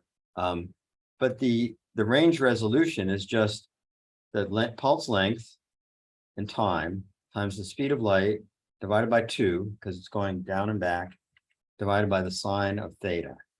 So this is sort of a fundamental thing we can't change. And here's the look angle, the spacecraft height, the pulse length. So someone asked before, if you want to, how do you get a much higher resolution SAR? Well, we can't change the look angle much. We can't change the speed of light. We can make the pulse shorter. But to make it shorter is going to require more bandwidth, you have to collect more samples. And this limits the, if you want to get the data down from space, you can't always have high resolution. So there's a trade-off here between high range resolution and bandwidth to the ground. Okay, that's range resolution. The other direction is very different. Let's say we have an antenna of length L out in space. That's our 10-meter long antenna. And this is the satellite flying along this way. It's looking off to the side at a range rho. That might be 800 something kilometers. And its illumination pattern is going to be this long. R sub A is going to be lambda over L times the range. That's down here. So that's a long track resolution. And we came up with a number before, it was 40 kilometers. It was terrible. So that's the azimuth resolution, unfocused. Now to improve that resolution, fortunately what we can do is if nothing moves on the ground, this doesn't work so well in the ocean, but if nothing moves on the ground and we're trying to focus at this one point, we can see, we'll get a reflection from that one point when the antenna is here, when it's there, when it's all the way along to this side here. We can get reflections over a distance of 2 times R sub A. So we're just going to collect the data, bring it into a computer and focus it in the computer. So the raw data are called raw. They come down from the satellite like this, and then the SLC is all focused. So we're going to assemble all these radar echoes in the computer in a SAR processor, and we can make this aperture very long, 2 times R sub A. And there's R sub A. So we can plug that back into our formula. And you should do this once. And it comes out to be L over 2.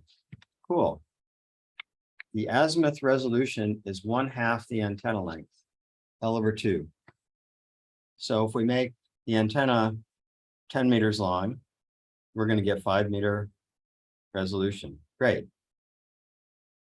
So then you think, well, why don't I just make the antenna shorter? If I made it 1 meter long, I could get 50 centimeter resolution.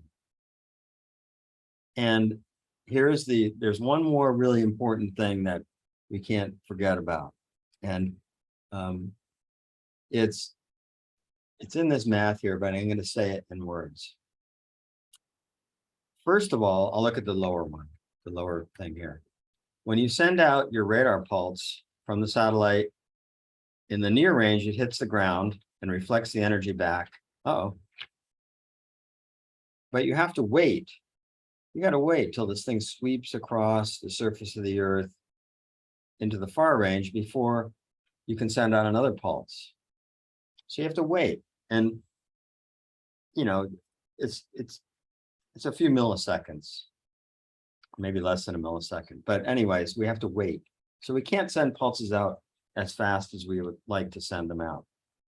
The other issue is that in order to get a full resolution image, you have to pulse more often than 1/2 antenna length.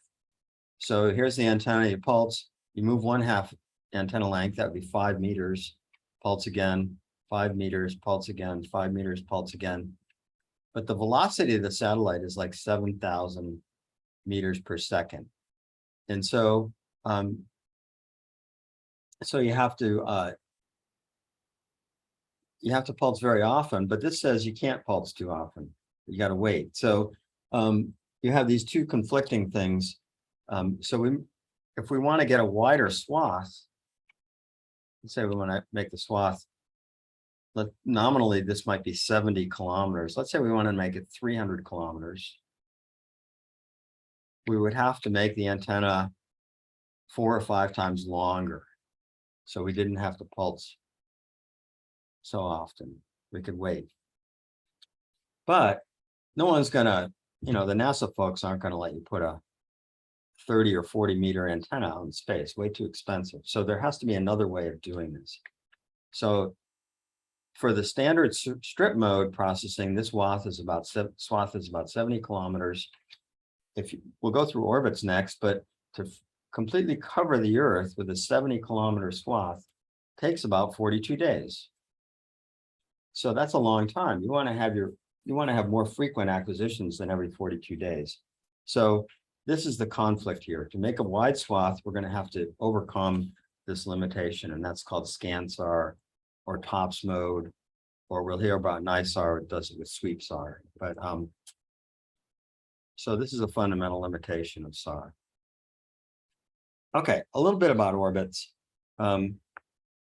So here's a diagram showing the Earth, and this is a satellite in a near polar orbit, and it's out about 800 kilometers, and we can get a lot of different kinds of orbits with repeat cycles and so on, up to a certain limitation.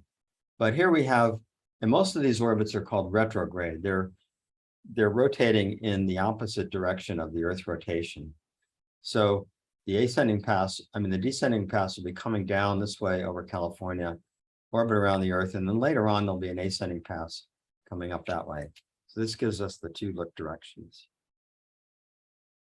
Now to do SAR, we really need precise orbits. This is a key thing in doing SAR and INSAR. Precise meaning centimeter accuracy is good. Like Sentinel TOPS is accurate to a few centimeters in the radial direction. The only way to do that is with something like a GPS on the satellite. It's really challenging, but once you have precise orbits, it makes your processing life much easier. And so the first thing you need it for is just to focus the image, to go from that raw data to the single look complex. Then we might want to transform from geographic to radar coordinates. Talk about that again later. We just talked about it. If you want to align the two images geometrically, if you have precise orbit, it really helps. And this is the way it's done now with TOPS mode Sentinel data. You can't use cross correlation methods. You have to use precise orbits. And then finally, for flattening in the interferogram, if the orbit is not known, you're going to get a tilt or something across your interferogram. So the brute force algorithm is simply go into your DEM, find a point, get its latitude, longitude, height, convert it into Cartesian coordinates, and then fly the satellite along its trajectory using its orbit, find the closest point of approach. That's called the range or the near range. And then the time of that approach is the azimuth coordinate. And you do that for every point in your DEM over and over and over again. Takes a lot of computer time, but actually it's not the slowest part of Gmtsar. A little bit about high and low orbits. If you're in a high, most of the orbits we'll be looking at are these called polar orbits, but they don't go exactly over the pole. They have some inclination. How do we decide on that inclination? Well, it's sort of a dialogue between different kinds of scientists. If you're interested in the Arctic or the Antarctic, you want to have that inclination be high enough to cover your area. But if you wanted optimal crossing, you might want to go to a lower inclination. But most of the satellites are in inclinations of about 98 degrees, which is about 80. They go over the pole, so they're retrograde. But anyways, about 80 degrees latitude, plus or minus. I'm going to skip over this. Just when you describe an orbit, you need 6 numbers. I think it's, yeah, anyways, you need 6 numbers, and these are called Kepler elements. And you need to know the position of the satellite in its orbit. You need to know when the satellite is closest to the Earth, perigee. That's the angle. You need to know when the satellite crosses the equator, longitude of the node. You need to know the semi-major axis of the satellite. That's basically the orbital radius, how eccentric the orbit is. And then most importantly is this inclination. What's the inclination of the orbit relative to the equator? Because that decides how much of the Earth you can cover. Here's a typical sun synchronous orbit. So you can see this orbit is retrograde. It's going against the rotation of the Earth, and that's done in order to get it to precess at the right rate. It's sort of technical, but most remote sensing satellites are in these retrograde orbits. Pretty much polar, about 80 degrees north and south. Now, one thing I didn't mention, but when you put a satellite up at 800 kilometers above the surface of the Earth, and you just go through some simple force balance equations, centrifugal force and gravity force, it turns out the satellite has to go 7,000 meters per second, plus or minus a few hundred meters per second. So back in that whole discussion about pulsing and how often you can pulse, we can't control the speed is basically controlled by the physics. So we can't go slower. If you're an aircraft, you'd go slower, but you can't do it from space. You're going to go 7,000 meters per second. Here's an example of ground track coverage from Landsat, but they're all basically the same. I don't know how many days. This is this satellite repeats every 6. I'm looking at the time down here. Every 16.9, 15. It must be 16 days. A 16-day repeat cycle, and that's done so that the Landsat can take pictures of everywhere on the Earth. But if you wanted to get back, let's say there was an event and you wanted to get back in one day, it's not going to be possible. You might have to wait up to 16 days. Same with the SAR. So people studying how to improve that repeat time, how to make it smaller, and you can have more satellites like Sentinel-1A and Sentinel-1B. I know Katya and the JPL folks are studying a whole bunch of scenarios to improve that time. Maybe Katya will talk about it. Okay, so there's 2 ways to describe the orbit. There are these Kepler elements, but in fact, when you're doing precise orbits, it's better to have a thing called a state vector. And in Gmtsar, if you see something, a file name .led, that's one of these files, and you can look inside. It just has time and the XYZ position of the satellite in Cartesian coordinates and meters, and then the velocity of the satellite in Cartesian coordinates. So there's this state vectors, and these are coming every, looks like every minute for, I don't know, this might have been ALOS. All the satellites pretty much look the same. So you need this file, this LED file. And sometimes some of the satellites, when they deliver the data, they don't make the file long enough before and after the acquisition, and that causes trouble. Sentinel is not a problem. ALOS is not a problem, but RadarSat 2, the orbits are not long enough, and you have to fiddle with this file, make it longer, and it's sort of ugly. And then to compute a precise orbit, you read this file into a routine and do some kind of interpolation. And this happens to be a Hermite polynomial interpolation. It uses 7 points to interpolate to a central point and get very precise. It's good to millimeters if your data is good.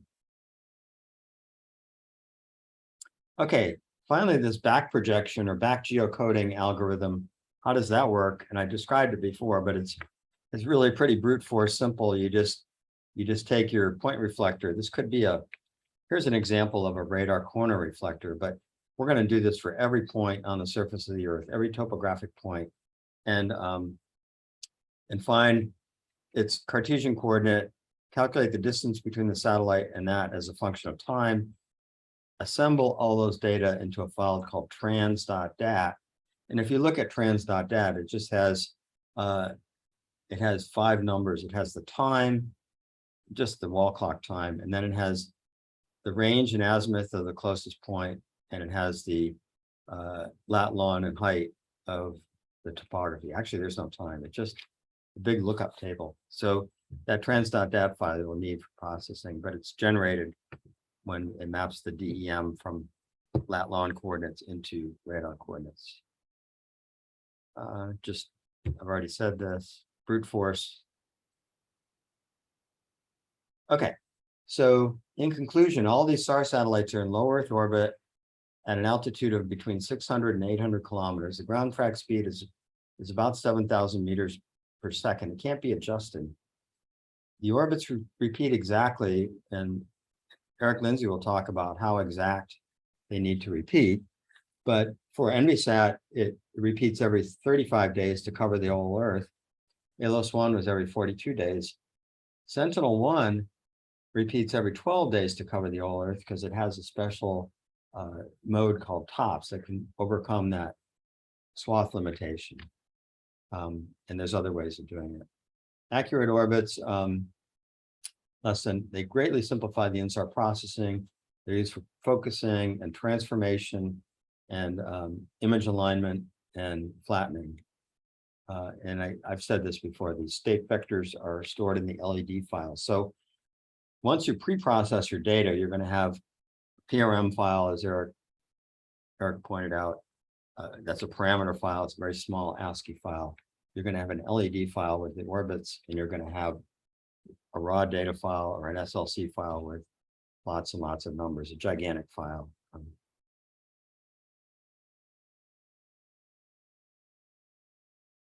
And again, I went through that pretty quickly.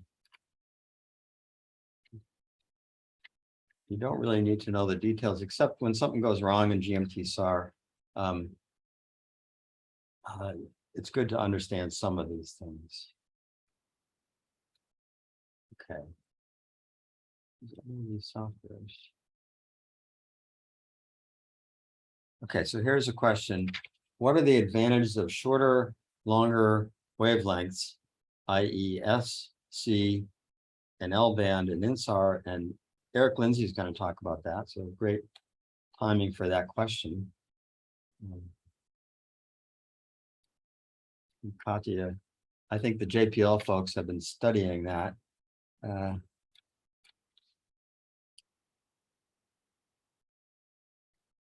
more questions? I'll look over in the Slack.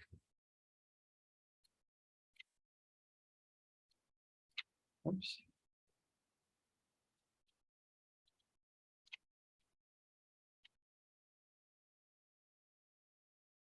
Okay, well, I don't see any more questions here. Okay, since L-band is not open access, is there any idea if the area of interest is, oh, I bet you, oh yeah, that's a great place. Great idea. So I think Eric will show some examples, but L-band is better in vegetated areas.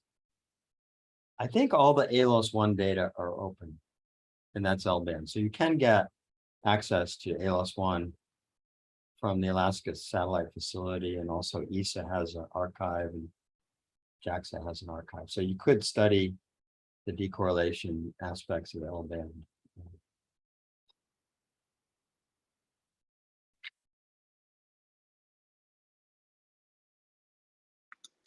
Sometimes you just have to try making an interferogram and see how it works.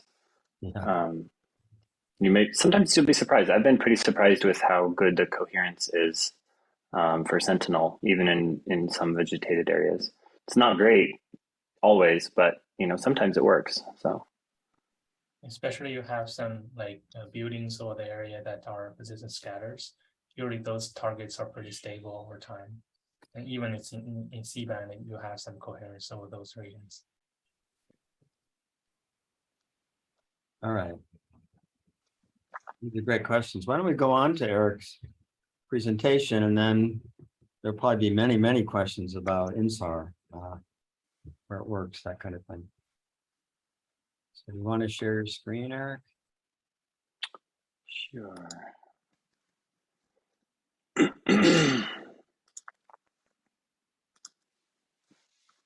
Okay. Can you guys see that? Yep, I see it. Great. So okay, so I'm going to kind of continue on. This is Appendix C from the Gmtsar manual, and talk about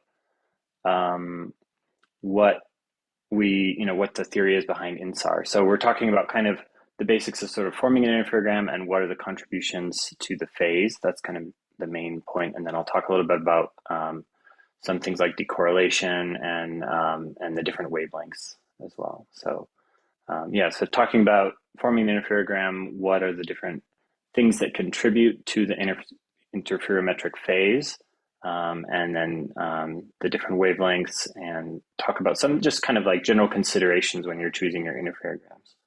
So we're starting from the SLC. So we've got, the image has been formed by the satellite. We've gone through the calculations that David talked about, and a bit more in terms of how the focusing is done. Maybe with modern satellites, that's all done for us nowadays, so we don't have to worry about forming that. But we can take those two images and basically calculate the phase difference between the two complex radar images. And you're all familiar with the basics. Like, this is what we get. The phase change is what we're after. And an interesting point is that the phase itself, if you look at just one SLC, the phase of every point on the ground is just going to be a random value. So there's not necessarily any meaning behind the actual phase of a radar image. These are two actual images. This is a real example from some SAR data. We have the phase of image 1 and the phase of image 2, and you can't tell any pattern there. They're all just sort of white noise, randomly distributed values between minus pi and pi for every pixel. But if you look really closely, you'll see that they're kind of similar. The two images look similar. And if we just subtract them, then you can see that there's a pattern between them. So there's this relatively coherent difference between the two images. And that's our interferogram. So it's really important to remember that the actual value of the phase is just a random value determined by the very specific characteristics of that particular pixel on the ground. But what we're after is the difference between the two. So the things that contribute to the phase are essentially, we have an effect from the Earth's curvature and the topographic phase. There's obviously the surface deformation, if there was any deformation in the intervening time between the two images. And we also have lots of other kind of things that contribute to the phase, like orbit error. The ionosphere can delay our radar. The troposphere can also delay the radar. And then we have some sort of phase noise as well. So generally speaking, we know the Earth curvature and the topography pretty well. The The orbit error and the ionosphere delay, we may be able to remove most of the time. It's sort of getting better with some new methods developed. Troposphere, though, and phase noise are kind of always the challenges. So those noise sources are really just a challenge. Some methods have been developed that sort of address, especially the troposphere delay, but it's never really going to be perfect. So we're always sort of fighting that challenge. So we'll talk about the Earth curvature and topography together because they're really kind of a similar effect. So if you think about the effect from the curvature of the Earth, we tend to think, when we're thinking about an area that's the size of a SAR image, that it's small enough that it's generally flat, right? So we wouldn't expect this to be a big effect. But it actually turns out that when our satellite repeats its orbit, it's not in exactly the same location. And there's going to be this kind of parallax effect. And it turns out to have a pretty significant effect on our phase. So we actually do have to worry about the curvature of the Earth. Fortunately, it's pretty well known, the shape of the Earth. So, we can more or less take this as a known thing. And then topography is going to be kind of part of that. So in both cases, we're talking about the distance to the satellite and how that distance changed because the orbit was not exactly in the same location on the second pass. So this is the math behind that. So if we define our angle here, this is like the look angle, and then this is the angle between the two satellite orbits. It turns out to be this sort of fairly complicated equation, but the important thing to recognize is that what appears in this equation is this function, b cosine of the difference between those two angles, which is what we call the perpendicular baseline. So it's the perpendicular distance between the two satellite look directions. And the parallel distance would also contribute to the phase, but it's just going to contribute a constant value to the phase. And since we're really just interested in relative measurements, we kind of ignore that constant shift in the phase. So we talk about perpendicular baseline all the time. That's the component that really matters for all of these calculations.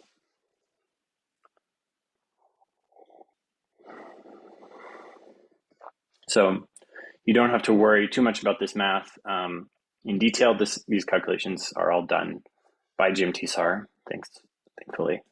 But this is what an interferogram looks like if you don't remove the Earth curvature. So you can see there's a lot of fringes in that interferogram. This is from an ERS image over Southern California.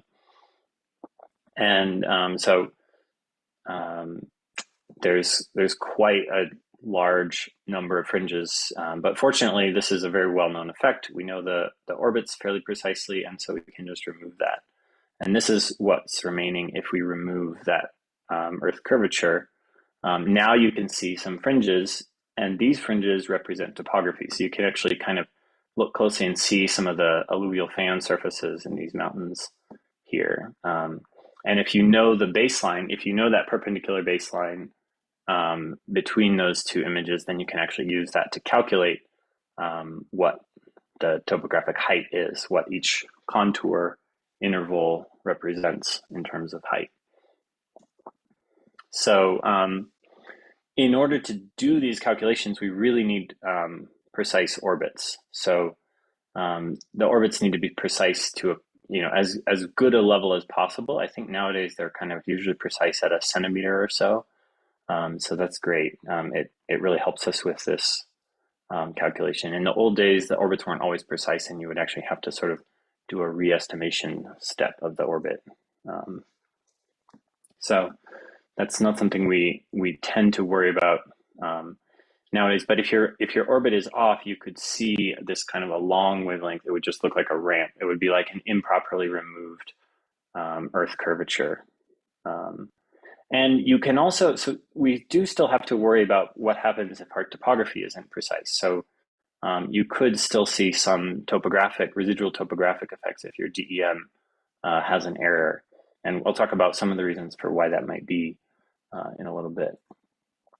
But the other thing to think about is what's the maximum distance between two satellite orbits that we can tolerate. So if this image got a little bit blurred for some reason, but if you imagine this angle, because the satellite is viewing from a slightly different angle, so that angle change is going to sort of represent a range change across a pixel. So the near side of the pixel will be different in terms of its distance than the far side of the pixel. And if that range change across one pixel is bigger than 1/4 of the wavelength, then the image is what we call aliased. So that there's basically too much phase change across each pixel for us to ever recover. So even when we remove that Earth curvature effect, we're just going to have noise. We won't be able to recover that signal. And in practice, what happens is we have a kind of a progressive loss of coherence as we approach that critical baseline. So it's not just a binary on or off. It's actually just the image gets worse and worse the larger our baseline is until it's too large. So we can calculate what that is going to be, that critical baseline, in terms of, this is like the range resolution. And so for some of the older satellites, ERS and NVSat, they had a critical baseline of about 1 kilometer. So it's that means our orbits need to repeat their location in space to within 1 kilometer, or else we're not going to be able to recover the phase from that interferogram. ALOS satellites had a little bit larger, I think these are two different modes of the satellite. The ALOS one had a little bit larger critical baseline. So you can actually calculate this for Sentinel-1. Sentinel-1 has a much higher range resolution than ERS, even though the wavelength and the range and the incidence angle were similar. So for Sentinel-1, the critical baseline turns out to be about 5 kilometers. And this is one of the reasons why the coherence turns out to be so great compared to ERS and NVSat, is that we're always sort of well within that critical baseline threshold, whereas with ERS and NVSat, we might be kind of getting baselines that were actually affected by that baseline decorrelation. So what we can do is, if let's say we had no DEM, this would be the case if you were living before SRTM came out. This was actually a common issue, but maybe you want to make your own DEM just to see how it works. So what you could do is you could make a lot of as short time span but large baseline interferograms as possible, and then add those all up and average them together. I thought I would point out sort of here, if you wanted to make an interferogram between this one and this one, the baseline for that is about 700 plus 500, so it's about 1,200 meters. So that's actually exceeding the critical baseline. So this is something you have to watch out for with this older data, is if you try to make those really large baseline interferograms, they're actually going to be decorrelated because they exceed that value. So if we did this, though, if we stacked all these gray lines together, this is what you get. So it's actually a DEM made from ERS data, which is pretty cool. So that's that same area over Southern California. And then what we typically do is we try to make a short baseline, long time span interferogram to measure change. So this is actually covering 2 different earthquakes. So we can see 2 earthquakes in the same interferogram, which is pretty cool. They're kind of off the side of this frame, but an interesting thing you can see is that the San Andreas fault down here was actually triggered to slip at the surface because of these earthquakes. So pretty interesting effect. So that's just a kind of a demo of what that change pair looks like for an interferogram. And so a cool question to ask is, could we have a 0 time span interferogram? What if we had 2 SAR antennas in space at the same time? And this is exactly what SRTM is. So SRTM was done by flying 2 different SAR antennas. One of them was on the space shuttle, and one of them was out on this sort of long arm. And then they form a baseline, and then you can do a simultaneous interferogram, which means it'll have no tropospheric delay because it's just essentially one image. And so that's the basis of SRTM, which we use for almost everything these days. And TandemX is another mission that does the same thing. So it's actually on 2 satellites that fly next to each other, and then they can acquire a DEM. And there's another L-band tandem mission planned coming up in maybe a couple of years. So you always have to be careful that your DEM correction is going correctly. I was looking around on Twitter and I saw this post. It says, I detected a strong uplift signal at Mount Ararat. So Mount Ararat is a famous mountain in Turkey, and they do indeed see this sort of concentric rings of deformation here. But if you look closely, you'll notice that there's this sort of very strong north-south and east-west line across the image. And so the response to these images was people said this might be an issue with the DEM. And indeed what happened was it looks like this person, when they were downloading their DEM, they missed one tile. So their DEM correction just wasn't applied in this area. And as a result, you see all of this fringe patterns. And this is what the topographic correction is supposed to remove. So the rest of the image was done correctly, but in this area, it's missed the topographic correction. So be careful. If you see these strong north, south, east, west lines, this can happen in Gmtsar too. It won't necessarily inform you that your DEM is bad. It'll just go ahead and assume zero elevation for all those points. So watch out.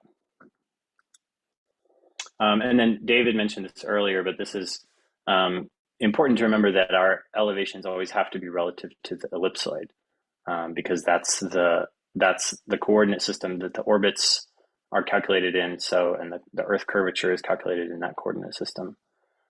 So you have to make sure that you're using an ellipsoid height DEM and not a orthometric or a geoid relative DEM. So if you get that from the Gmtsar page, it'll be done for you. But if you get your DEM from another source, you have to make sure that you get this DEM correction for the EGM96 grid or whatever is the geoid grid that your elevations are relative to. Okay, so another effect that we have to think about is that sometimes our image looks really noisy. So here's an example from the Wenchuan earthquake from Xiaopeng's work around 2010.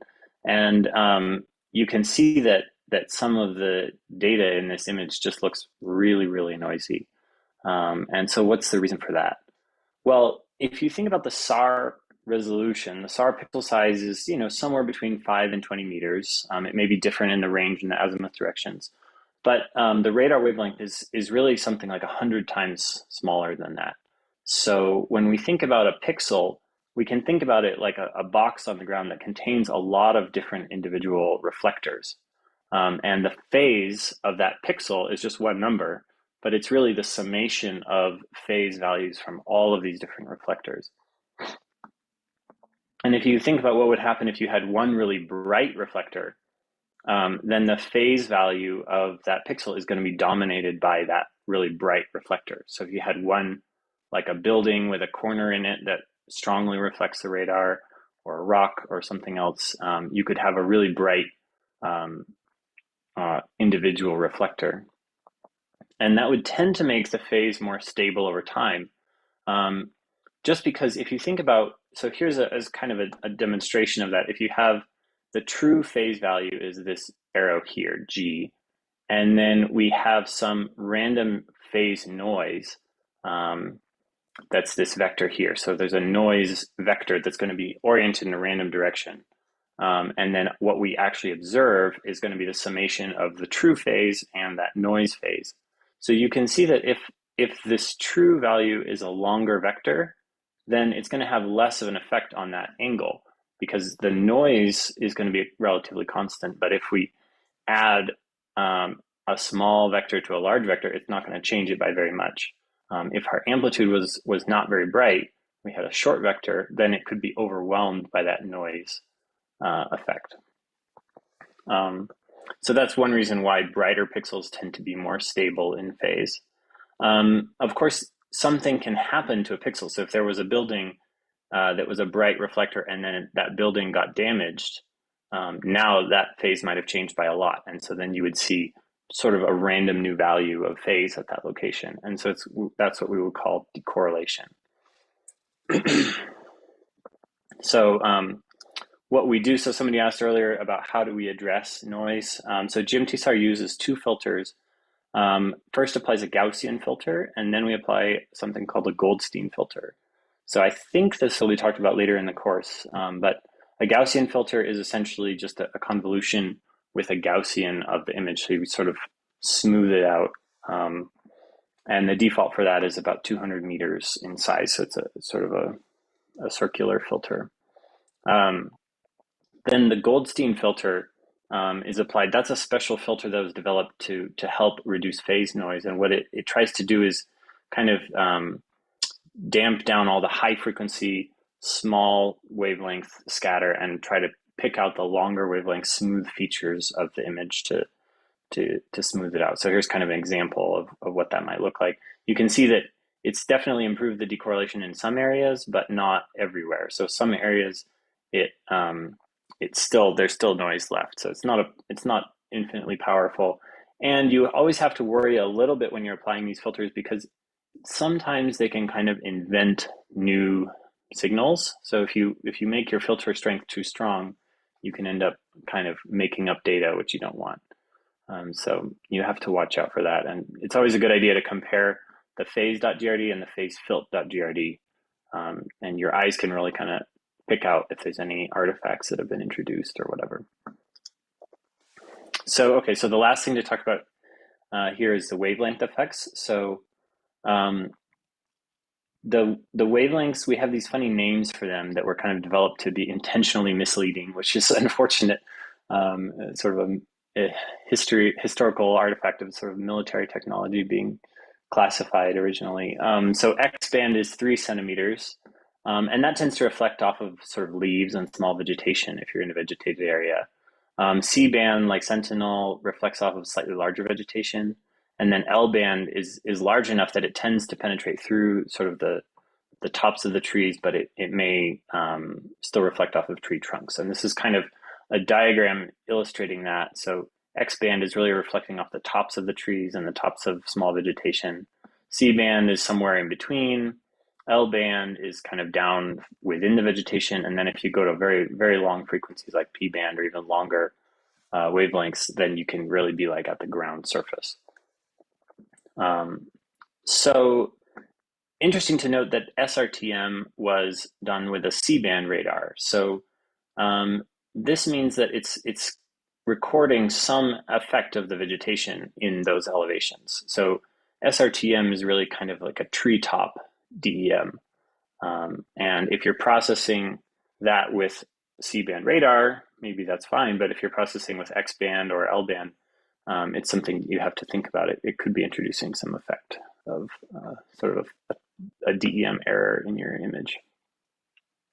And then this is kind of a diagram just showing that we tend to expect better correlation at longer wavelengths, and at higher frequencies or shorter wavelengths, we tend to get lower correlation just because of sort of a lot of this vegetation, and also something related to soil moisture can affect our correlation as well. So here's an example.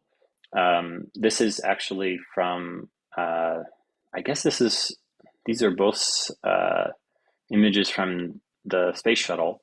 So one of them is a C-band, this is a DEM image, so it includes the topography, and you can see we have a lot of loss of coherence here in the vegetated parts of Hawaii. And then L-band radar has much better coherence. You can really recover the phase across the whole island, even in the areas with a lot of vegetation. But something to note is that ionospheric delay can be much worse at L-band.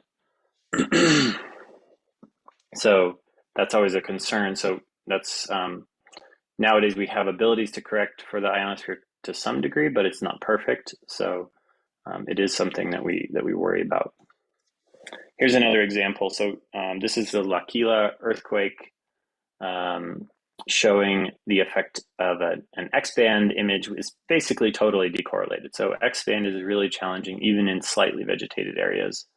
We really tend to lose that signal. So you just got signal in kind of the valleys where there's less vegetation, basically. The C-band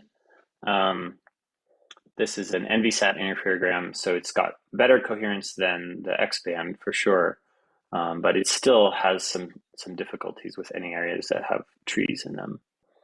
And then here is an L-band interferogram, so you can see that it's almost perfectly correlated, and the number of fringes is also much less. So there's really only about 2 fringes across this earthquake, rather than the C-band, which had, you know, maybe 7 or 8 fringes across the same length. So yeah, so just some considerations to think about. You want to make sure your images have as small of a perpendicular baseline as possible if you're interested in measuring deformation. And this is especially true in areas of steep topography where you can get, you know, you can actually exceed that baseline decorrelation threshold if your topography is very steep. So that's something to worry about. We need precise orbit information in order to get good phase. This is pretty common nowadays, but if you're working with older satellite data, it's something you'll have to consider. And then, you know, densely vegetated areas might not work well for your C or your X band. So this is a good reason to look forward to NISAR, but also check out the ALOS 1 archive at ASF. And also, you know, the ALOS 2 archive should be coming online there maybe later this year, I think. And then, you know, I didn't really talk about it here in this talk, but we'll talk a lot later about atmospheric effects.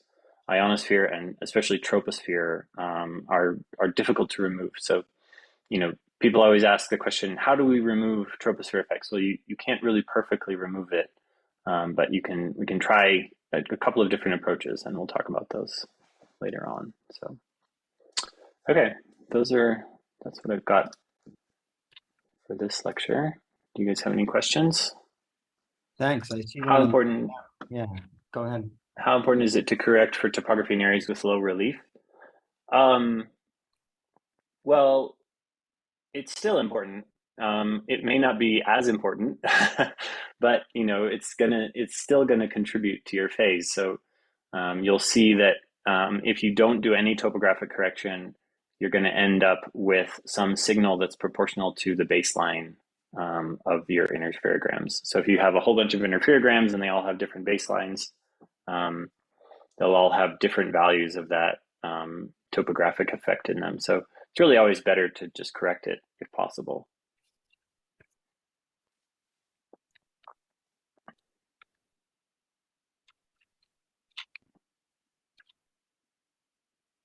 Thanks, Eric. I see. Oh, here's another question in the chat. Is flattening the interferogram equivalent to Earth curvature? What is the difference, or just two same terms? Flattening the interferogram, I think that's like an ice or ROIPAC terminology. I'm not sure. I think that flattening refers to removing any remaining plane in the orbit or in the interferogram. So it's a different thing than the Earth curvature, I think. Yes, Somebody could that's correct me.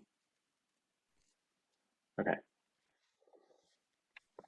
Yeah, so flattening is just when we remove any other long wavelength signals that might be present. So it could be effectively removing an orbit error or an ionosphere effect or real deformation. It's possible that we would remove something real in that.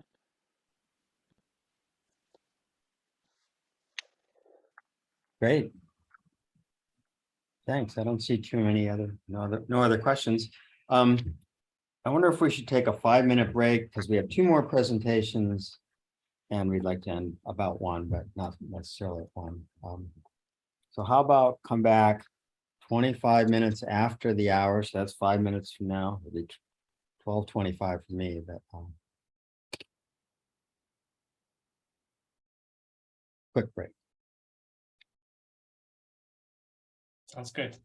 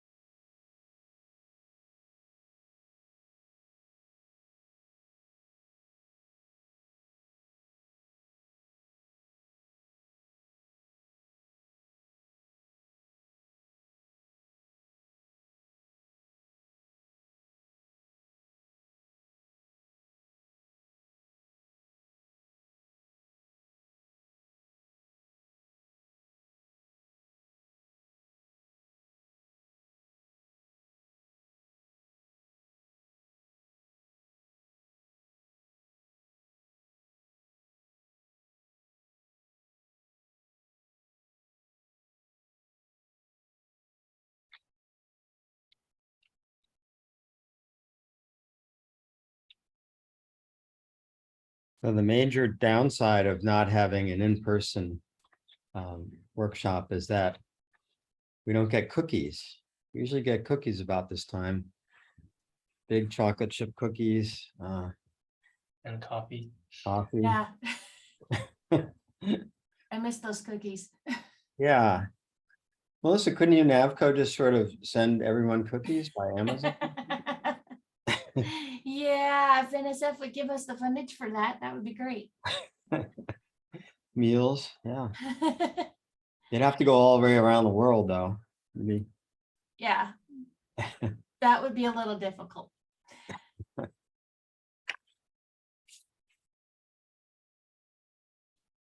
Okay, so we have two more presentations, and I think, Eric, you have a pre-recorded, or are you going to do it live?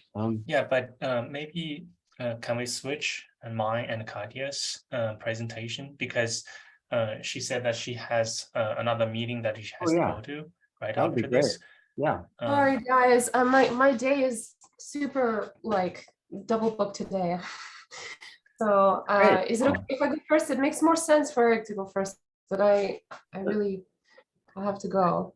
Is No, it it's okay? not. Okay. Definitely, Okay. go ahead. Yes. Can I drive it? Am I allowed to share my screen?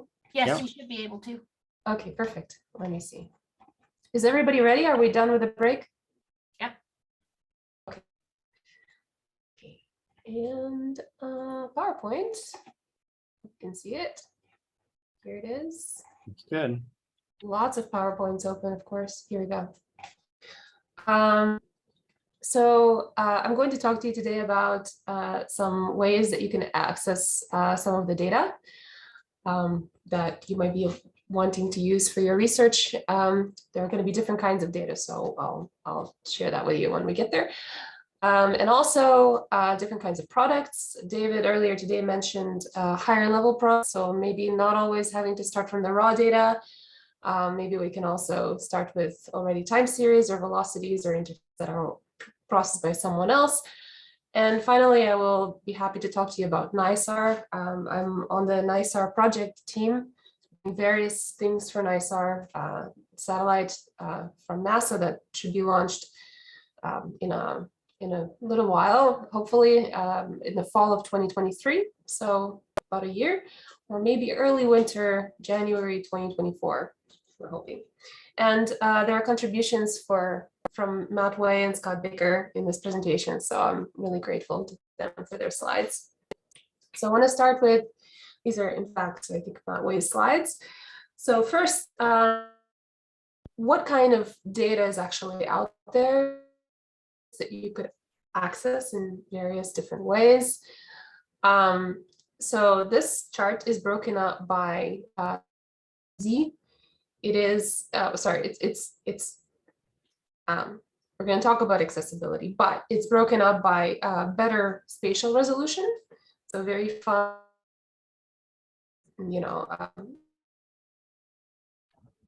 correlation on the x-axis. Katya, you're cutting out occasionally. Maybe you want to shut your Sorry. video off, and or maybe. Hopefully that will be better. Sure. These couple days. Okay, so let me know if there are any other problems. So the basic big data sources that we have come from Europe, Germany, specifically for TerraSAR X, Canada, and hopefully in the future from the US. So NISAR is a joint mission between the US and India, and it is in red because it hasn't launched yet. Everything else is already up there. So you can access these data in various ways, and on the bottom you see that it's broken up by resolution and it's in bands, and I think bands have already been mentioned. X band, C band, and L band, they refer to the wavelength of the radar wave that is sent down for to observe the surface of the Earth. So X band is a smaller wavelength, and therefore you could see the smallest things. C band and L band, respectively, are larger. So C band data, the biggest source of data that we have is from the European Space Agency. And that includes legacy satellites like ERS-1 and 2 and Envisat. And currently we have flying Sentinel-1, A and B. And they're very easy to access. I will show you some places where you can get the data. RadarSat-1 and 2 is hard to get. It's pretty good, but you need a collaborator who is in Canada in order to get that data, or you can buy it, but it's really very, very expensive. You can get ALOS 1 and 2 data. It's L-band. The resolution is a bit less fine, but on the other hand, it has some other advantages that I will talk about a little bit later.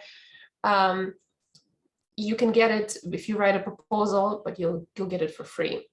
TerraSAR-X is also proposal-based, expand, and NISAR hasn't launched yet, but it will be free and open. Oops. Okay, let me figure out. Okay, there we go. I have to switch slides. Okay, chart is a bit outdated. In particular, there are a couple of missions that I can see immediately that have not launched yet, like Sentinel-1C and NISAR. Sentinel-1C is sometime in the future. I'm not sure if there is a date for that yet. And NISAR, as I said, is in early 2024, most likely. But you could see kind of the timing of all the other missions that have been launched so far. And I've mentioned a few of them already that are really easy to get data from. And these are the big places that you can get data from. So from the European Union, you can find data on the Copernicus hub for Sentinel-1A and B, or you can find legacy data on the FLY service from ESA, European Space Agency, for ERS-1 and 2 and Envisat. And those data sources start from approximately the 1992-ish, 3-ish. So those are the legacy missions. And then we had somewhat of a gap between that and Sentinel. So you can visit either of these sites. I think the registration is easy and automatic, and you can just get the data yourself for free. On the other hand, if you're also a Navco member, data, there's a really, really nice search interface and more. And if you are a PI that has a proposal for TerraSAR-X or ALOS 2, you can find that data as well. It's also on WinSAR. And some of the data that belongs to the supersize project, like Cosmos SkyMed and RadarSat-2 is also up there. So these require some special. But the Alaska Satellite Facility is another fantastic resource where you have a lot of different data sets in SAR and SAR. So first of all, it's a mirror of the Sentinel-1 archive. Also has a really nice interface that you can search. I'll show you a little bit of that later. And you can find Sentinel-1 data based on your area. You can find UAV SAR, which is a NASA mission that is airborne, so on an airplane, INSAR mission on an airplane. CSAT, again, ERS, ALOS, and others. So and also some higher level products, which I will mention in a little bit. I see there are a lot of questions in the chat. If any of them are urgent, please interrupt me. Otherwise, I will continue and I will take them at the end.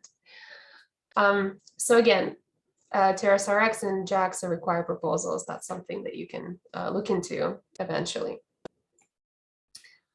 And in addition, when we talk about higher level products, so time series velocities or just processed interferograms, there are two big sources for that.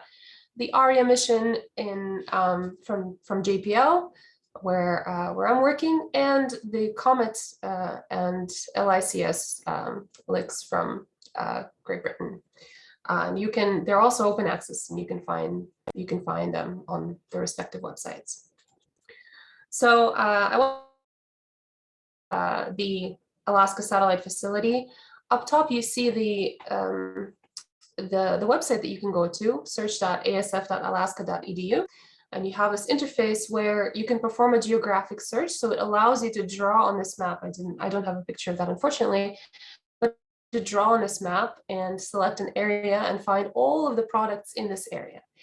And in this drop down, there's a drop down menu where you can look for different kinds of products. So you could see you have ERS and ESET, etc. Up there somewhere right now is hidden as Sentinel-1, raw data basically, but which you can then process with Gmtsar, which we're going to show you.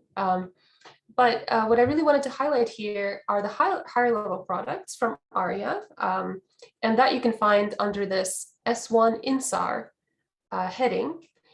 And if you click on that, it's not worldwide. There are, I'll also show you where they've done the processing. And what's interesting about this data is, first of all, they are interferograms that are ready for you to use. You can play around with them. You can use them in your time series or velocities. You can see what they're like. They're automatically processed. They have their advantages and disadvantages. You can explore that. It's from 2014 to present. So they are ready interferograms. And the other interesting thing about them is that they are in the same format that NISAR data will be when it is released. And these are basically INSAR from Sentinel-1 that have been converted to the NISAR format. So you can also have a little preview, and if you're interested, you can start already incorporating this NISAR format into your workflows for if you want to prepare for when NISAR launches, if any of you are interested in that. So once you select that product, and obviously this is not by any means the only product, just wanted to show you this particular one that not everyone knows about. You can also, if you look under search filters, so that was under data set. If you look under search filters, you will find that there are several different campaigns, and the biggest, there's Central California and Northern California that has the most data for these interferograms. And also there's some data over Kilauea in Hawaii, looking at the eruption, Mexico City, and other sources.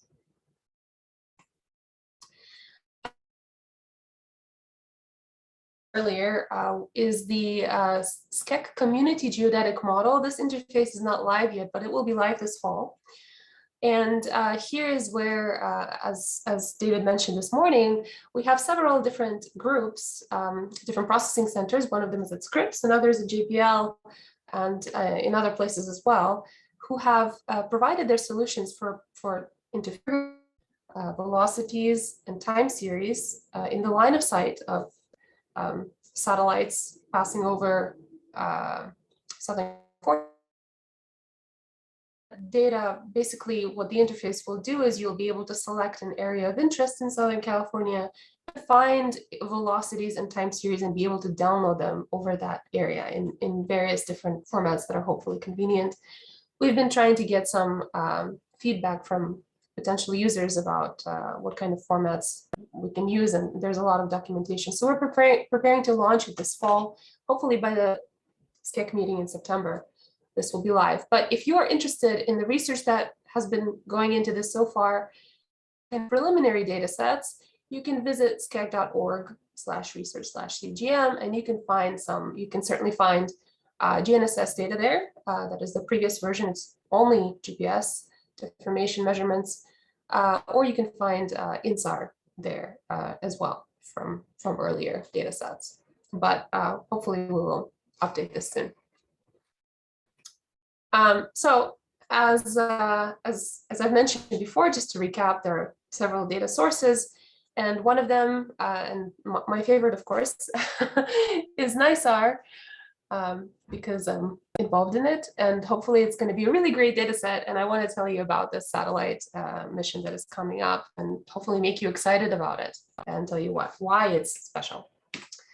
So it is a collaboration, as I mentioned, between NASA and the Indian Space Research Organization.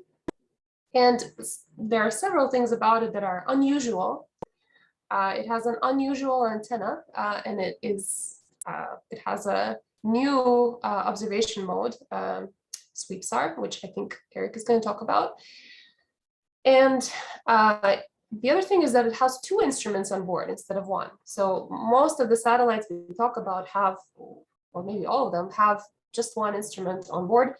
And this one has two. One is S-band, provided by the Indian Space Agency, and one is L-band provided by NASA. And there are different bands, so something that you could do is basically you could observe different things using these two different wavelengths. And if they are turned on at the same time, which unfortunately they're not going to be very much because it's a lot of data to collect, and there are other reasons as well. But if they're turned on at the same time, what you could do is you can actually either study or get rid of the later. Radar does, these radar measurements do pick up the electrons in the ionosphere, and the ionosphere happens to be dispersive, which means that it interacts with different wavelengths of radiation in a different way. And so, as I said, we're going to launch from India sometime in late 2023, early 2024, and there are some names of people who are responsible for this wonderful project. So I already mentioned some special things about the satellite. It's going to have two bands, a 24 centimeter wavelength and 9 centimeter wavelength. The advantage of a longer wavelength, even though the resolution is less fine, is that you get less decorrelation. So you get less of an interference from things like plants and less, yeah, basically, and changes in the properties of the surface. And then S-band is a smaller wavelength, and it is sensitive to some lighter vegetation, which is also an advantage. As I said, you can study different things with these two different bands. And the SweepSAR technique allows for a huge imaging swath. Somebody was asking today the size of a SAR image. In this case, NISAR is going to have a swath, an image of more than 240 kilometers. It's quite big because of the SweepSAR mode. And it's going to collect data globally. It's going to be free and open everywhere, every 12 days. It's going to be dual pole. It turns out that if you have different polarizations of light, they interact with the surface differently. And if you collect data at more than one polarization of light, you can kind of find out things about the properties of the surface. The resolution is going to be about 3 to 10 meters, depending on the mode. And there are a few there are a few parameters there, like the orbit control and the pointing control, that basically states a deformation interferometry, which is what we're basically studying in this class, observing small deformation signals relating to earthquakes, volcanoes, and such. So, yeah. And someone already mentioned today that these satellites are almost in a orbit that can observe the poles, but there is a pole hole, so to speak. So there is a space around the poles that is not observed. The other special thing about NISAR, and this is really, really important, is that it's left looking. So a lot of all of the satellites that are flying now are right looking. And if you want to observe deformation in 3 dimensions, right now you cannot do that because they're all looking in the same direction, and you can only observe deformation from one line of sight. Or 2 if you're going northwards and southwards, ascending and descending. But still, 2 lines of sight is not enough to observe 3 dimensions. You need at least one other measurement. And sometimes we use GNSS for that. But in this case, NISAR is going to actually look in the other direction. So it's going to provide 2 additional lines of sight in its observations. And hopefully by combining that data with the current satellites, the program of record, as it's called, we're going to be able to find, to directly measure 3-dimensional deformation. That's going to be exciting. I think I already mentioned all of this. This is just the observation strategy, some more details about NISAR and its left-looking geometry. So Arctic pole hole and Antarctic pole hole basically doesn't observe anything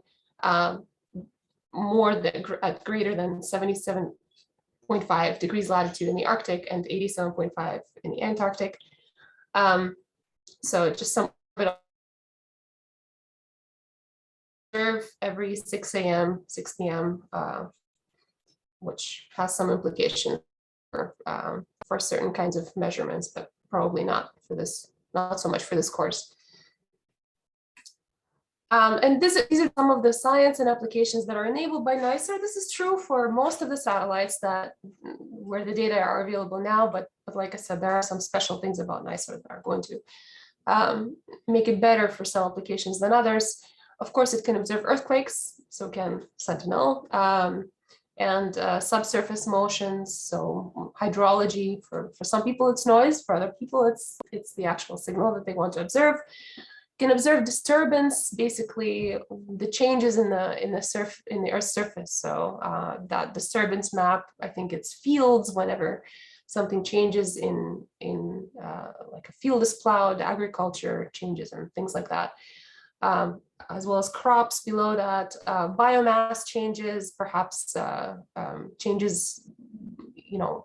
that happen because of forest fires or similar things when people cut down forests, sea ice and ice sheet velocities and deformation. So all of these things all these kinds of science are enabled by NICER and other satellites. And there are certain applications, and applications are also science, but they are basically things that the kind of science that has a direct societal benefit. So you can measure soil moisture, you can measure groundwater and drought conditions. It's very important for California and many other parts of the world.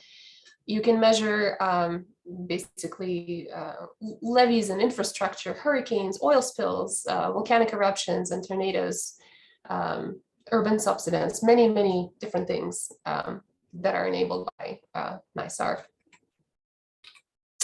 So those were basically inspirations for you for if you decide you don't want to do earthquakes and want to do some other kind of research with SAR or in SAR, you can try all of these different pathways. And I just wanted to mention that NICER does have an urgent response capability. So if there's an eruption or an earthquake, it can be, turned on and the latency can be changed. So you can obtain the data more quickly from the satellite than usual, within 5 hours actually, so that you can directly observe quickly a volcanic eruption or damage from an earthquake or a landslide or any of these other things. So if you want to be involved and if you want to find out more about NICER, you can go to the NICER website, nicer.jpl.nasa.gov, and you can go and sign up for the community of practice. If you want to receive more information about NICER, if you would like to know more about workshops and hackathons and other project activities, if you'd like to test some of the data and provide some feedback on some of the tools and workshops and things like that, you can always sign up. Or if you're very advanced and perhaps you work for an agency like USGS or a water resource agency and you have a specific need for NICER data and you want to work NICER data into your future workflow, even use it to make some decisions about, I don't know, disaster response or drought conditions or disturbance or agriculture, you can become an early adopter. But for this, we do ask for an application, we do ask you to describe your needs in detail and convince us that you can really be effectively an early adopter. And if that's the case, it's only a paragraph, but we do curate this. We accept people who can show us a real interest. And in this case, you'll be able to work with NICER-like products, some more in addition to the ones that I showed you from the Alaska Satellite Facility. You can provide your feedback. There are regular telecons. You will get help from the applications team and so on. So this is all on the NICER website, and I just encourage you to check it out. In any case, there are a lot of interesting, apart from this, there are a lot of interesting papers, short papers on the different kinds of applications and how they're done, the different aspects of the data. It's just really interesting to read, so please feel free to browse the website. And that is all for me, and I'm very happy to take your questions. Thanks, Katya. There's There's been questions in the chat and we're trying to answer them, but Yes. one of them was that we weren't 100% sure is the area products, do they have metadata that describe the processing, filtering and that kind of thing? I don't think that the metadata describes it directly. I think it is documented somewhere by the ARIA team, but I can find you that documentation. Yeah, I think Eric Lindsay provided that link. Yeah. Oh, good. Thank you. Anyone else? Okay, I think a lot of the other questions have been answered. Otherwise, please feel free to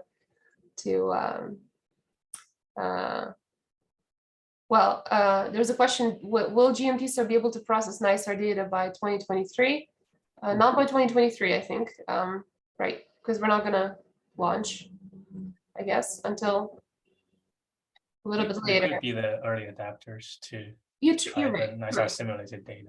Yes. By the way, I didn't see you guys on the early adopter list. I think you should sign up. We haven't Probably signed up. applied, but it didn't, I didn't know. We'll have to try again. You should, yeah, you should. Okay. Anyway, And Is there's there- another is right. question. um, Go ahead.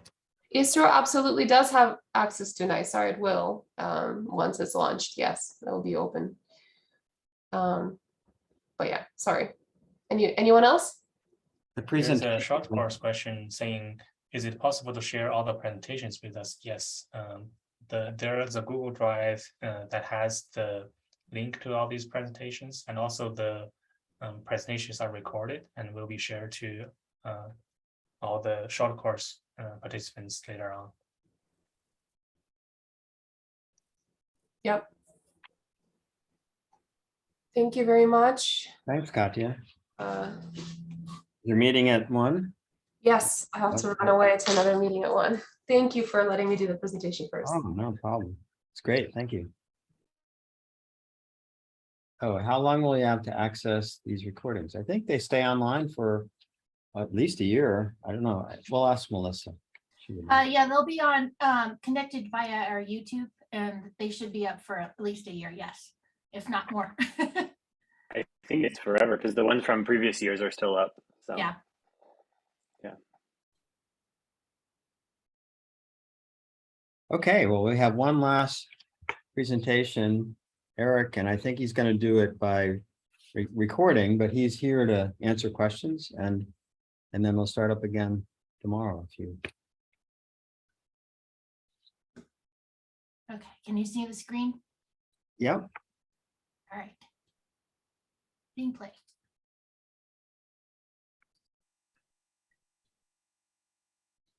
All right, here we will go over some different acquisition modes for SAR. We have gone through the theory part of SAR, but mostly for street map data. Now we'll see some variants of it, like ScanSAR, TOPS, and a little bit about sweep SAR as well. So ScanSAR basically is a time division multiplexing system. You could divide the orbits into different parts to observe the different areas on the Earth's surface. For example, you can eliminate a certain part of the ground for a given period of time, and then move to the next subspace, what we call it, and then keep doing the same thing, and then come back to the first subspace. You do this periodically, and after you process data, you get a ScanSAR image. So each time the satellite observes a certain area on the Earth, we call this a radar burst. The purpose of ScanSAR could be largely illustrated by this figure here. The smaller box in the footprint is actually a frame of ALOS-1 strip map data. The larger box is the footprint of ALOS-1 ScanSAR data. If you want to map the Earth at a very, very large scale, for example, here, the San Andreas Fault, actually ScanSAR is the way to go because it's just simply much more efficient than doing strip map mode acquisitions. ScanSAR has its advantage of covering a large area on the Earth's surface, but it also comes with a cost. First, of course, is the resolution along this azimuthal direction will get degraded, and it also requires the illumination to happen at the same location every time the observation is made on the Earth's surface. All the radar bursts must like overlap, so as you can do interferometry. The plot on the right sort of shows this theory that the radar bursts had to be matching with each other every time this acquisition is made. The reason for that is basically you have to illuminate the ground from the same part of the orbit. If they are misplaced, for example, if your reference is mirroring this location from this segment of the satellite orbit, where your repeat acquisition is being made for a different part of the orbit. Basically, you are looking at the same target, but from different or slightly different angles. In that case, your return signal wouldn't be coherent with each other. If things work well, you get all the bursts aligned. You get coherent fringes, like this one shown for the 2014 Napa earthquake. This is the post-seismic pair that shows some deformation after the earthquake. This is ALOS 2 ScanSAR data, by the way. If you are unlucky and you get nothing overlapping, you get no overlapping radar burst, basically you get nothing in the interferogram but noise. An earlier analysis from Xiaopeng showed that with the drift of the burst overlap, the coherence generally drops. And you need roughly about like 20% of burst overlap in order to get your interferogram into a coherence of about 0.2, which is roughly a level to get usable fringes from your interferogram. And ALOS 1 had this burst drifting problem, so its ScanSAR data are largely unusable for like interferometric purpose.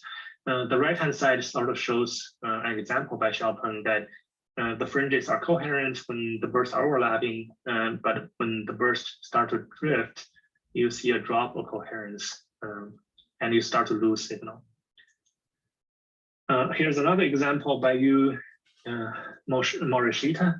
That is from the early ALOS 2 ScanSAR data over the Hokkaido Island of Japan. This has about like 19% of burst overlap, and you need to do a lot of filtering to get coherent fringes. Actually, if you dig into this pair just a little bit further, you can almost directly see how the radar bursts are misaligned. The two images are placed next to each other by aligning the coastlines from these islands, and you can sort of see the center of this burst are actually misplaced.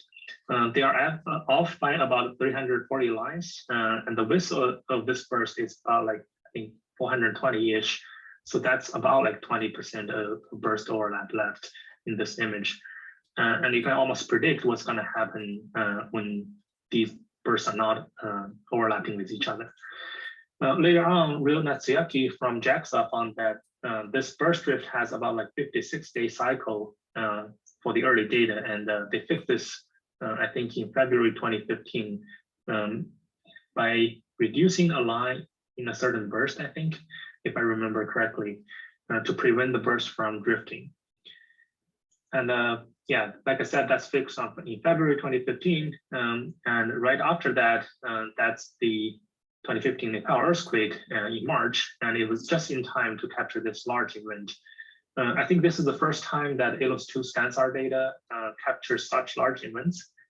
And you have a comparison. If the data is in strip map mode, you see that only part of the rupture is captured.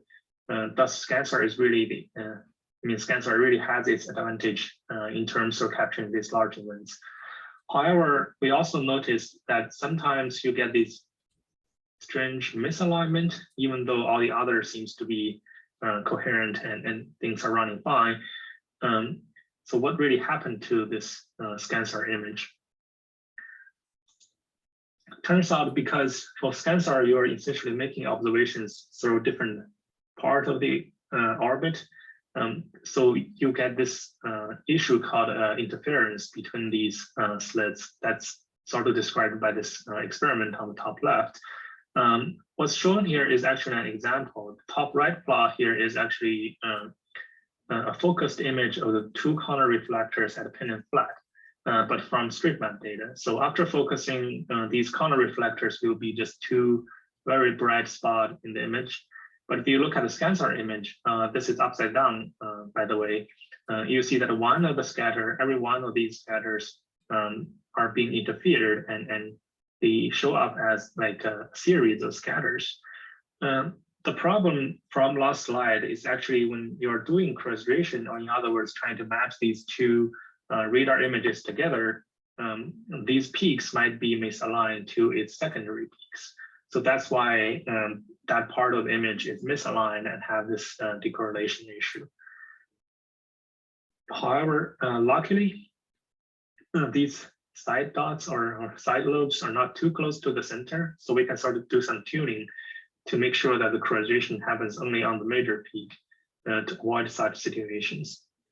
Other than the interference problem, Scansar also has this problem called amplitude scalloping, which is due to the burst acquisition mode of this radar. The fringe here, the figure here shows the difference between a street map mode data and the Scansar data over the same area. You probably noticed that the amplitude is not really stable for Scansar. So at the places where the sunlight is illuminating the ground directly, you have a bright stripe. But at the places like in between these illumination, you have a darker stripe. This might be buggy for certain uses. So that's why like the SAR engineers have developed this new mode called, or new type of Scansar called a terrain observations with progressive scans, or TopSAR acquisition mode. The idea is really simple, that when the radar is scanning a certain subswath, the antenna will sweep from backward looking to forward looking. Thus, the amplitude will be maintained around the same level. It still has some scalloping, but much smaller. Then you scan the next subswath and next subswath, and then come back to the first subswath. The idea sounds really great, but of course, when these new techniques comes around, it also comes with new challenges.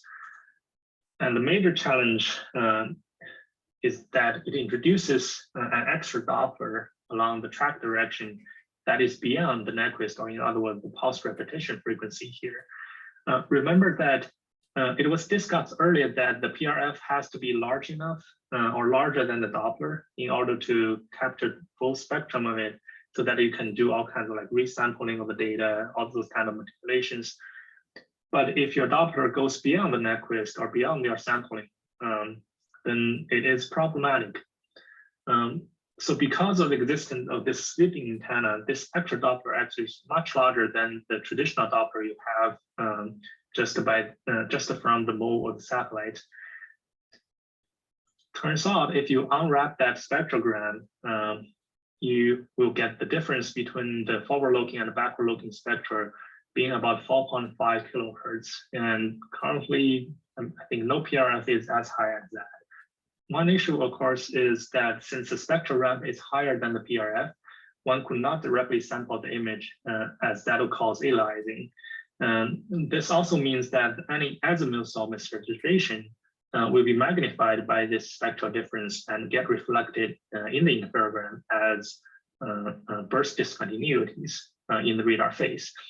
A rough estimate is one has to co-register image to better than 1,000 pixel to be able to see any not see any discontinuities in the interferogram. So how are we going to do this kind of precise correlation? It's sort of the key of processing the TOPS data. Traditionally, what is used for correlation is called cross-correlation. Basically, you cross-correlate different part of the image, calculate the transform function based on the estimated offset from cross-correlation, and then resample the radar image based on the calculated function. But the accuracy of these kind of estimates is roughly around 0.1 pixel, which is far from enough to do correlation for TOPS data. So we turn to another approach, which is to co-register the radar image purely using the information from satellite orbit. This heavily relies on the accurate orbit product from Sentinel-1, or whose accuracy is around like 2 to 3 centimeters in range direction and about 5 centimeters the azimuth direction. Basically, you calculate the position of a given point on the ground in the radar coordinates for the reference orbit and also for the repeat orbit. Then there will be differences between them. And that difference is actually the offset between the two radar images. Then using those information, you can basically calculate how much shift you need to resample one of the image to match the other. Here is a brief comparison of the two algorithms. The deramping and re-ramping is to remove the spectral ramp so that you can resample the data or resample the radar image properly. The coherenzation is done using the estimated offset from the orbit file. Another difference between these two is that because geometric calculation is kind of fast compared to cross correlation, you can essentially do this kind of offset estimate pixel by pixel. Actually, this pure geometric approach works better in cases where you have an elevation change in your map. After geometric correlation, the base map is pretty much continuous. The correlation image still has some seams at these burst boundaries. They are a little bit hard to see, but that's mainly because across that line, the radar has forward-looking and backward-looking beams that are not coherent with each other. Sometimes it's because burst offset, but that's kind of rare. The generic modules works really well. Here's a test that we did like years ago, that if you sum up all the acquisitions or interferograms from one way or another, you sort of end up with same radar phase.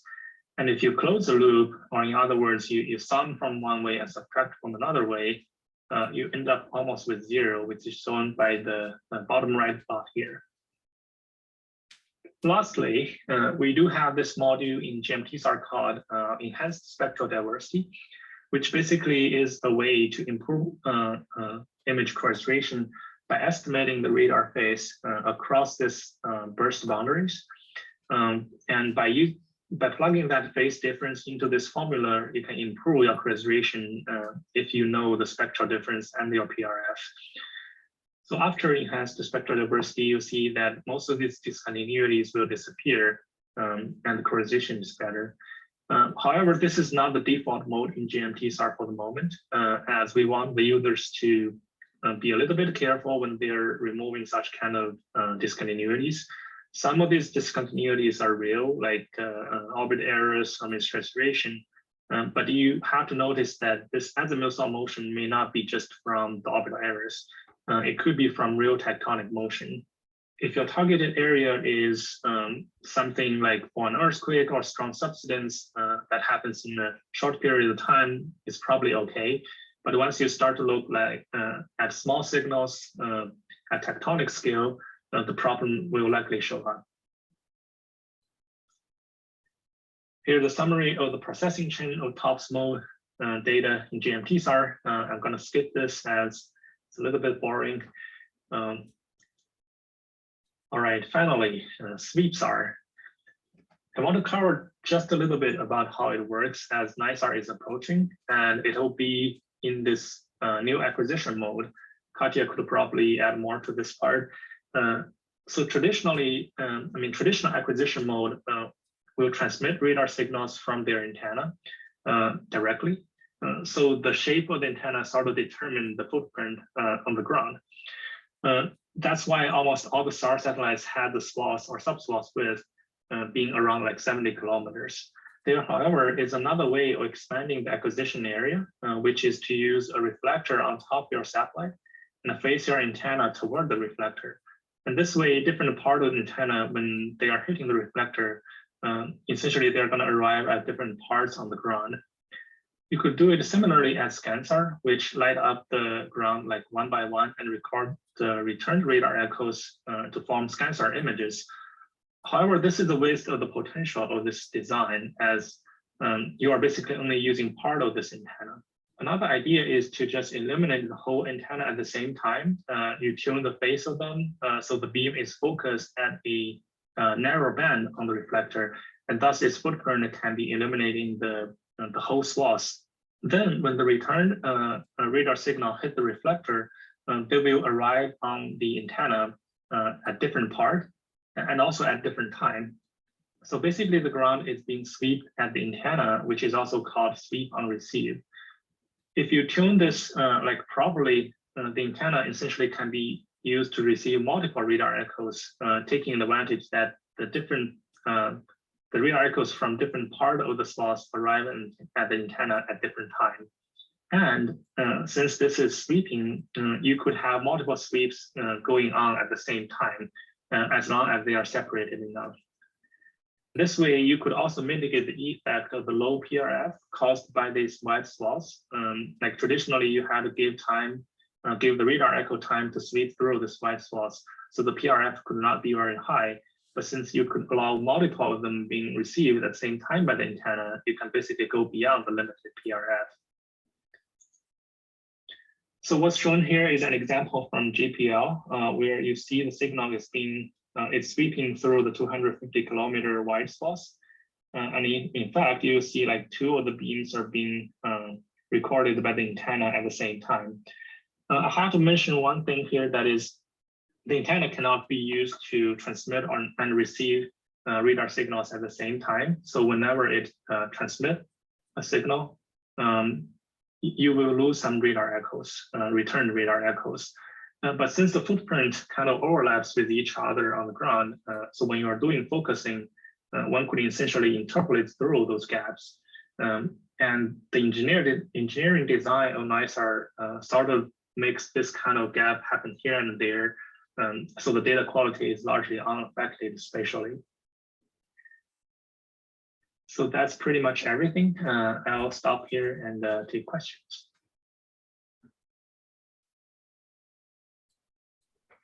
Great, thanks.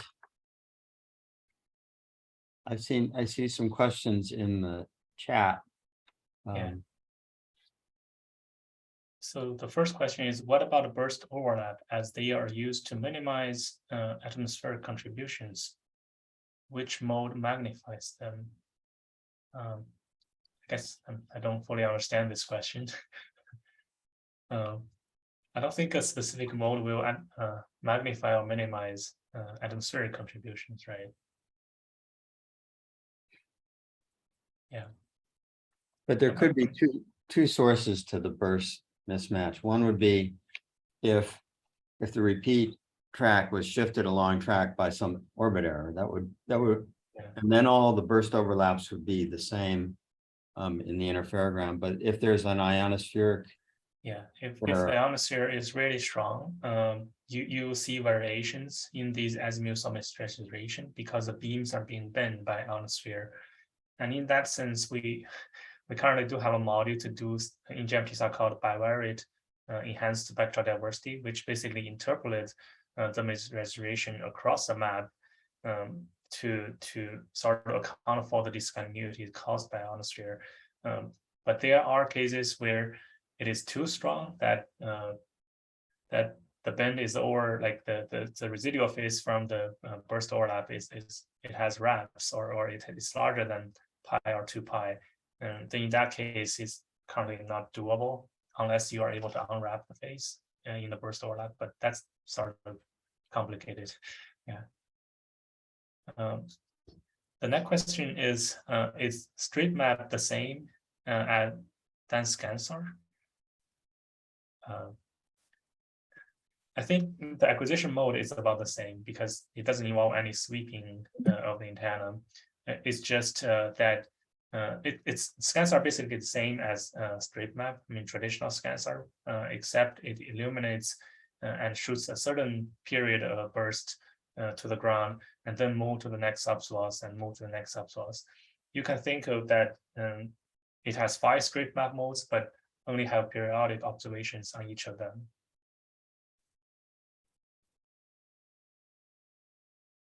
Yeah, tomorrow when we hear more about processing details, we'll see that each of the scan strips, whatever they're, each of the 5 will be processed independently as interferograms and then merged together at the end. So there's merge directory. And if you guys have more questions, feel free to drop it in the Slack chat room or send your instructor an email on what you want to learn or what you want to know. Well, thanks everybody for hanging in there, and I'll give you a little preview of what's going to happen tomorrow. Of course, we'll talk about applications of volcanoes and earthquakes and interseismic and hydrology, but also we're going to go into some real details about two-pass processing and what all those files mean. We have all these directories with a variety of files, and Catherine Materno is going to walk through some of that. So be ready to ask questions. And then I see a thumbs up, good. And the other thing is there's a config file, and you should ask questions about what does that config file do? What parameters should I vary? You know, those are sort of the processing details that you might have to get into. And then we'll hear also about phase filtering. And again, it's related to how much filtering you do, atmospheric artifacts, different ways that you might be able to get rid of the atmospheric artifacts or reduce them. And then finally, for a lot of us, I think time series is really the most important thing, looking at time evolution of volcanoes or earthquakes. And so Catherine Guns and Katya will talk about various approaches to doing time series, and also combining INSAR time series with GNSS time series. And I think we have just a little bit on that, but be ready to ask questions, because I think that's a really good area.